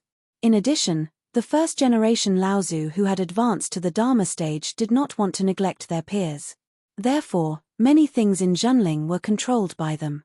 Due to the stagnation in their cultivation base, these first-generation cultivators were more concerned about external matters. They put all their energy into the construction of their families, the training of their disciples, or simply indulged in the power in their hands. All of these made these cultivators unable to relinquish the power in their hands. These years, Zhenling had risen strongly in the North Sea. In addition, The Laozu's long-term plan for Zhenling had been to centralize the power and set up a leader. This decision was undoubtedly a bolt out of the blue for the first-generation cultivators and some of the second-generation cultivators who weren't able to achieve their ambitions. Originally, their training had been stagnant, but now they could not even keep the slightest bit of power in their hands. After decades or even centuries of indulgence, they had long been unable to relinquish the power in their hands. Some of them even used their power for personal gain, causing a huge deficit in Zhenling's training resources. These people could not openly resist the strong decisions of the Laozus, so they could only do some small things in the dark. At the same time, they put on a layer of conservative clothing, using the excuse of opposing the setting up of a leader and breaking the rules of Zhenling that had been passed down for tens of thousands of years. In reality, they were against the centralization of power and were unwilling to give up the power in their hands. However, in the eyes of Lu Ping, these people were nothing more than clowns. In the face of absolute power, what these practitioners did was nothing more than a mantis trying to stop a chariot. The reason why Master had not made a move until now was because he was worried about the first-generation Laozu's old friendship. Moreover, these first-generation practitioners were already 600 years old. If they could not break through to the Dharma manifestation stage, how many more years did they have to live? However, this time, Shenshui Zhenren and Shenyun Zhenren openly despised the authority of the leader and blocked Lu Ping outside the Jade Cave Grotto. This could not be justified. The battle between the two certainly could not be hidden from those who had the intention. Liu Tianling and Laozu were probably at the end of their patience now. He believed that after he went out, Zhenling would have a new scene. Thinking of this, Lu Ping's heart skipped a beat. He could not help but smile. It seemed that he was still a chess piece. At this time, none of the 6 first-generation Laozu of Zhenling were on Tianling Mountain. Only Master and Uncle Guo Tianshan were left to guard the sect. This was also giving Master a chance to reorganize the sect. Otherwise, if these first-generation practitioners caused trouble in front of Tianxiang Laozu and the others, it would not be good for Laozu to say anything, and Master would not look good either. Therefore, they all went to Frost Island, leaving only Tienkang Laozu at Huan Island. This time, when he entered the Jade Cave Grotto, how could Master not know that Shenshui Zhenren was guarding the place of inheritance? However, he did not give any hints or blessings beforehand. Who would dare to say that he was not a bait that Master deliberately threw out to make a fuss? Lu Ping walked quickly through the Jade Cave Grotto. This time, Lu Ping would only be in the Jade Cave Grotto for 7 days. Master had also made it clear that he was only to find 2 things. One was a water attribute worldly treasure that could refine stellar energy, and the other was a spirit-nourishing treasure left behind by Shenshin's spiritual master, Lu Ping's grandmaster, who had passed away in meditation after his lifespan had come to an end. It was the Cloudlight 5 Elements robe. After Lu Ping had advanced to the late stage of core forging, he could already refine the 7th layer of protective stellar energy. Originally, when Lu Ping was choosing worldly treasures from Tianfan Laozu on Frost Island, he had the idea of looking for water attribute worldly treasures for himself. However, at this time, if Lu Ping wanted to improve his protective stellar energy, not only would he need a large number of worldly treasures, but the quality of the worldly treasures would also be much higher. The batch of worldly treasures that Tianfan Laozu had found could not meet Lu Ping's needs, be it in terms of quality or quantity. The space in the Jade Cave Grotto was much vaster than the space in Zhenling's place of inheritance that Lu Ping had been to before. Moreover, it looked more like a world. As for the location of the treasures in the Jade Cave Grotto, not even Tian's spirit Laozu knew. It could only give him a few rough locations. However, Tian's spirit Laozu knew the location of the Cloudlight 5 elemental robe. Lu Ping thought about it. Finding a worldly treasure depended on luck. Moreover, even if he found it, it might not be useful. So, he went to see if the Cloudlight 5 elemental robe was still there. In a hidden corner of the Jade Cave Grotto, Lu Ping's eyes flashed with blue light. Then, his hands formed several hand seals that Liu Tianling Laozu had passed down to him. A wave of true energy surged into the hand seals, and a spiritual aura flashed in the corner. The scenery in front of him was like a cracked painting, revealing a cave behind it. However, before Lu Ping could enter the cave, a five-colored cloud had already floated out of the cave and fled into the distance. Once a treasure reached the level of a spirit-connected treasure, it would have a certain amount of spirituality. It could help the cultivator unleash the treasure's greatest power. Once a treasure reached the level of a spirit-nurturing treasure, it would have some spiritual judgment and would know how to seek advantages and avoid disadvantages. The Cloudlight 5 elemental robe was Sage Xian Xin's proudest spirit-nurturing treasure. There were 8 enchantments inside it. In order to refine this treasure, Sage Xian Xin had wasted a lot of time cultivating. In the end, he was only able to condense a 5th-grade golden core. He was unable to advance to the Dharma phase and could only die with regret. How could Lu Ping let go of a treasure that was already in his possession? Just as the 5-colored cloud flew out of the cave, a 9th-grade white jade flower suddenly bloomed in Lu Ping's hand. A white light shot out from the flower and froze the 5-colored cloud in mid-air.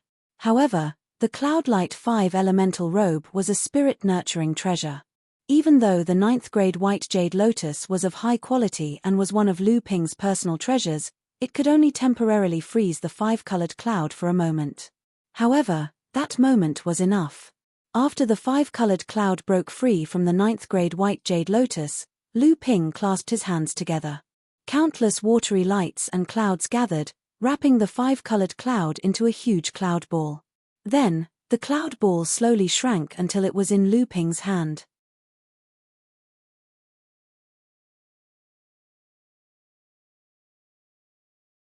Chapter 616. Lu Ping frowned as he looked at the Cloudlight 5 elements robe, which was wrapped in countless clouds. The reason why a spirit-nurturing treasure was called a spirit-nurturing treasure was because it recognized its master. If a cultivator couldn't obtain the recognition of a spirit-nurturing treasure, then no matter how high their cultivation base was, they wouldn't be able to display the treasure's full power. Of course, this was under the condition that the spirit-nurturing treasure was ownerless. If it was like the celestial phenomenon Laozu had given Lu Ping the boat, then there was no need to go through the process of recognizing a master. Although the Cloudlight 5 elements robe was known as the 5 elements, when Daoist master Xian Xin crafted it, he had used water-attributed true essence as the foundation of the treasure. Otherwise, Lu Ping wouldn't have had the qualifications to make the treasure recognize him as its master. A treasure with 8 restrictions was in his hand. If it couldn't recognize him as its master at the last step, then Lu Ping would have suffered a great loss. Lu Ping looked at the treasure in his hand and couldn't help but hesitate. However, when he thought about how even his teacher couldn't obtain the Cloudlight 5 elements robe's recognition, he felt relieved. If I don't, then I'm doomed. Lu Ping's hand suddenly emitted a rich bluish-purple light. The light quickly soaked into the cloud ball, dyeing it the same bluish-purple color. When Lu Ping observed celestial phenomenon Laozu's tribulation, he had gone through life and death to subdue a strand of pure yang qi that contained the pure yang fire of the thunder tribulation. After this strand of pure yang qi fused with Lu Ping's true essence, Lu Ping's blue true essence was gradually dyed with a trace of purple. After Lu Ping advanced to the late core forging realm, the trace of purple in his true essence greatly increased, causing Lu Ping's true essence to completely turn bluish purple. However, other than feeling that the true essence in his body was more vigorous than before, Lu Ping did not realize how much benefit the pure yang qi had brought him.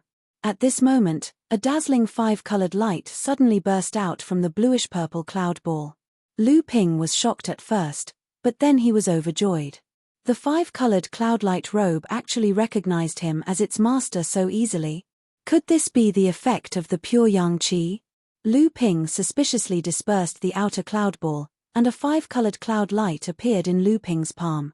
However, compared to the inexplicable pure yang purple qi, Lu Ping was more willing to believe in the North Sea wave listening mantra that he cultivated and condensed unparalleled true essence. The true essence in Lu Ping's hand did not stop flowing out, and a steady stream of bluish-purple true essence poured into the palm-sized 5-colored cloud ball. After all, it was a spirit-nurturing grade magic weapon, and its quality was even higher than the ocean crossing boat. If it was an ordinary late-core forging cultivator, in a situation where the magic weapon recognized him as its master, he feared that he would not be able to completely activate the magic weapon without a day's worth of effort. However, Lu Ping only stood at the cave entrance for less than an hour. The 5-colored cloud ball in Lu Ping's palm suddenly expanded, and then it surrounded the upper half of Lu Ping's body. When the 5-colored cloud dissipated, Lu Ping's body was already covered in a simple blue gown. The multicolored cloud robe was not only a powerful defensive magic weapon, but it also had the dual effects of flight and concealment. Compared to the ocean crossing boat, the multicolored cloud robe was far inferior in long-distance flight, but in a small area, the multicolored cloud robe was much more flexible than the ocean crossing boat. Compared to Lu Ping's mysterious stone armor, the multicolored cloud robe could not perfectly conceal Lu Ping's aura like the stone armor, but it could hide Lu Ping's figure in the void without being seen by other cultivators. If the two could be combined, Lu Ping did not know who under the transcendent stage would be able to see through Lu Ping's concealment. Of course, the multicolored cloud robe was first and foremost a defensive magic weapon. Although the water-controlling flag had a great reputation, it was after all broken and only condensed 6 treasures. At least for now, it was far from being comparable to the multicolored cloud robe. As for the rank 9 white jade lotus, it was even worse. As Lu Ping's magic weapon, the rank 9 white jade lotus had condensed 5 treasures, and it was only a spirit-level magic weapon. At the same time, it was also the life Genchen formation. However, the rank 9 white jade lotus's quality was still there, and there was still room for improvement in the future. The multicolored cloud robe could condense 8 treasures, and it had already reached the limit of its growth. Although Lu Ping, who had obtained the multicolored cloud robe, had activated this spirit-nurturing magic weapon, but to really be proficient in using it, Lu Ping still needed to spend a long time to cultivate it. Lu Ping's mind moved, and the multicolored cloud robe was kept into the core space by Lu Ping. The multicolored cloud robe turned into a group of multicolored clouds in the core space, and went straight past the Nh1 cauldron and occupied the orbit of the 7 treasures thunder calabash revolving around the golden elixir.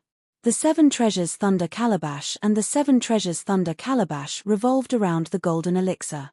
When the multicolored cloud robe descended, the mouth of the 7 treasures thunder calabash suddenly spat out a group of thunder light. Perhaps it felt that the power of the multicolored cloud robe was great. The 7 treasures thunder calabash hesitated for a moment, and then the thunder light disappeared into the mouth of the calabash. At this time, Lu Ping had already strode towards the nearest of the few places that the teacher had provided to store the water attribute strange objects. Looking at the water ball floating in the air, Lu Ping shook his head with some regret. This strange object had obviously been smelted by someone, and the smelter had extracted the most essence of this water ball. The rest, whether in terms of quantity or quality, was not enough for Lu Ping to smelt the 7th layer of Gang Qi. Lu Ping turned around and walked to the next location. Looking at the Kuei water essence in the middle of a pond, Lu Ping sighed helplessly. His protective aura had long been condensed into such a miraculous item. There were too few strange objects in the 3rd place, and there was nothing at all in the 4th place. At this time, 4 days had passed. If he still couldn't find it today, then even if Lu Ping found a suitable strange object in the future, with the amount of his Gang Qi needed, he wouldn't be able to smelt it in the remaining time. At that time, Lu Ping would be teleported out of the Jade Cave Grotto by the space token. There were 2 very strange rules in the Jade Cave Grotto. One was that cultivators were not allowed to fly in it, and the second was that other than magic treasures and magic tools, other spiritual objects and strange objects were not allowed to be brought out of the grotto unless the cultivator directly refined and fused them. In the past few days, Lu Ping had found a lot of magic treasures, spiritual materials, spiritual objects, strange objects, medicinal pills, inheritance, and so on along the way. There were many things that even the current Lu Ping was quite envious of. It could be seen that the foundation that Zhenling had accumulated for tens of thousands of years might not be as good as Shenling's sect as the outside world had guessed. Come to think of it, if Zhenling's foundation was really not as good as Shenling's sect's, how could Zhenling have risen so quickly over the years? However, these things were all imprisoned by layers of restrictions. Once Lu Ping opened these restrictions and obtained one of the treasures, the space token would automatically teleport Lu Ping out of the Jade Cave Grotto. Lu Ping hurriedly walked towards the 5th place mentioned by his teacher. Time was getting tight. If he couldn't find a suitable strange object, Lu Ping would have to give up this rare opportunity. Seeing that he was already halfway to the next place, Lu Ping's footsteps suddenly stopped. Activating the 3 pure true pupils, Lu Ping's eyes flashed with green light as he looked at a vertical waterfall in front of him. After thinking for a moment, Lu Ping turned and walked in the direction of the waterfall.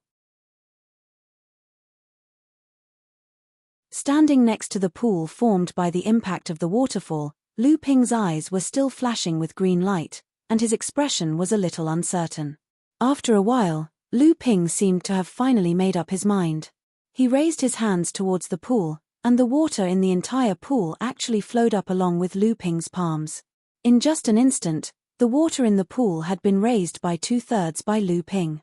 Lu Ping reached out his hand towards the pool, which was already 2/3 deep, and a ball of green light jumped out of the pool and was caught by Lu Ping's hand. However, just as Lu Ping grabbed the ball of water, Lu Ping turned to look at the waterfall that was also being pulled up.